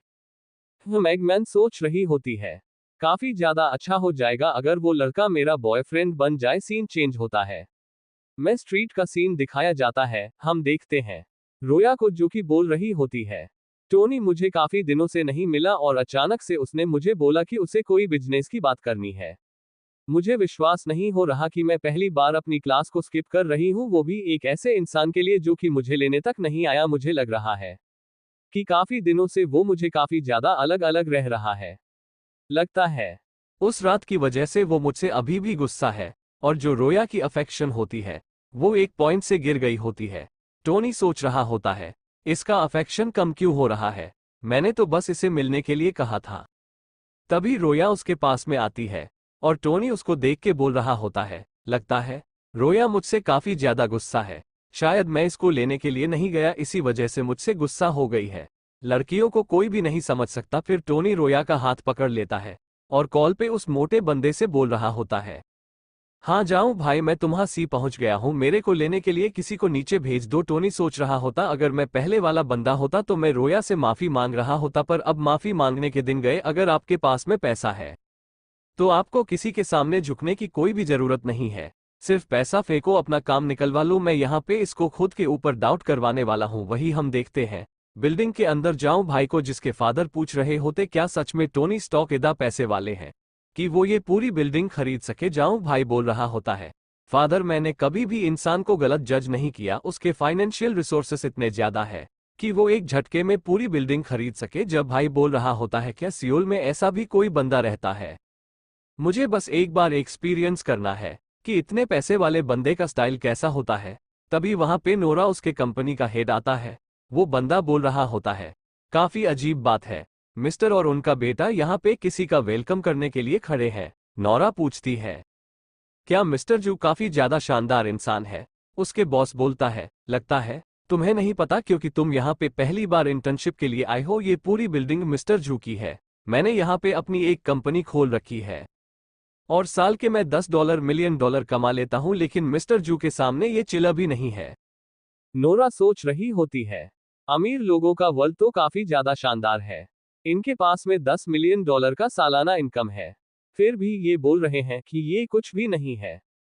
तभी रोया और टोनी को देख के नोरा सोच रही होती है, इनको तो देखा देखा सा लगता है, क्या ये टोनी है? तभी मिस्टर जू बोलते हैं, हेलो मिस्टर स्टॉक, मेरा नाम है जूवी, मैं एवेंजर्स टावर का मालिक हूँ। मुझे मेरे बेटे ने आपके बारे में बहुत टाइम पहले बताया था। टोनी बोल रहा होता है, मिस्टर जू, आप काफी ज्यादा अच्छे इंसान हैं। आप मुझे लेने के लिए नीचे तक आए जावे बोलता है। चलिए मैं आपको अपनी बिल्डिंग दिखा देता हूँ, मिस्टर जू भी बोल रहा होता है। बिल्डिंग देखने में तो आज दोपहर हो जाएगी। वही टोनी को देख के नोरा एकदम शॉक्ड हो गई होती है। नोरा सोच रही होती है, क्या ये टोनी था जिसको लेने के लिए मिस्टर जू नीचे तक आए थे? मिस्टर जू बोलते हैं, इस बिल्डिंग को बनवाना मैंने 2011 में स्टार्ट करवाया था, लेकिन इसको बनते बनते 12 साल लग गए। अभी ये बिल्डिंग सिर्फ 9 साल पुरानी है। फिलहाल इस बिल्डिंग में 300 से ज्यादा कंपनियां हैं। 1 से लेकर 10 फ्लोर तक मॉल है और उसके ऊपर वाले जो फ्लोर्स है उसके अंदर छोटी छोटी कंपनीज है और इन सभी जगहों से यहाँ पे किराया आता है। रोया सोच रही होती है, अगर सारे बिजनेस की बात इसे ही करनी थी तो इसने मुझे क्यों बुलाया और अब मुझे यहाँ पे इग्नोर भी कर रहा है। मिस्टर जू बोलते हैं, मिस्टर स्टार, क्या मैं आपको हर एक फ्लो तक लेके चलूं क्या? टोनी बोलता है, नहीं, मेरे पास बहुत सारा काम है, मैं हर एक फ्लो नहीं देख पाऊंगा। और रोया, तुम इस बिल्डिंग के बारे में क्या सोचती हो? रोया बोलती है, ये बिल्डिंग काफी ज्यादा अच्छी है। टोनी बोलता है, अगर रोया को ये पसंद आया तो मैं ये खरीदूंगा। मिस्टर जू, मुझे बताइए कि इस बिल्डिंग का प्राइस क्या होने वाला है? मैं आपको पैसे दे देता हूं, आप इस बिल्डिंग को मेरे साइड में खड़ी लड़की के नाम पे कर दो। रोया काफी ज्यादा शॉक्ड हो गई होती है। मिस्टर जू भी काफी ज्यादा शॉक्ड हो गए होते हैं और बोलते हैं, क्या आप ये पूरी बिल्डिंग इनको देना चाहते हैं? टोनी बोलता है, अगर इसको ये पसंद है तो इसमें कोई भी प्रॉब्लम नहीं है। मिस्टर जू बोल रहे होते, एक बार के लिए मैं ये बात तो मान सकता हूं कि मेरी कोई पूरी बिल्डिंग खरीद रहा है, लेकिन एक झटके में किसी को गिफ्ट कर देना ये बहुत ही ज्यादा बड़ी बात है। रोया बोलती है, टोनी क्या तुम मजाक कर रहे हो? टोनी बोलता है, रोए, मैं मजाक नहीं कर रहा, ये बिल्डिंग मैंने तुम्हारे लिए खरीदा है ताकि तुम्हारा फ्यूचर सिक्योर हो सके। तुम फिलहाल अपनी कंपनी की एक अच्छी खासी शेयर होल्डर हो, लेकिन शेयर्स होने की वजह से तुम काफी ज्यादा प्रेशर में भी हो। मैं तुम्हें बिल्कुल भी थका हुआ नहीं देखना चाहता। अब इस बिल्डिंग की वजह से तुम्हें काफी सारा रेगुलर पैसा आता रहेगा, इसे तुम अपनी पूरी लाइफ काफी ज्यादा आराम से काट सकती हो। रोया सोच रही होती है, मैं कितना ज्यादा बेकार लड़की हूं, मैं ऐसे इंसान के बारे में गलत गलत सोच रही थी। और जो र की अफेक्शन होती है वो 3 पॉइंट से बढ़ गई होती है। इसी प्रकार का वीडियो सुनने के लिए हमारे चैनल को सब्सक्राइब करें और लाइक कमेंट करना ना भूलें।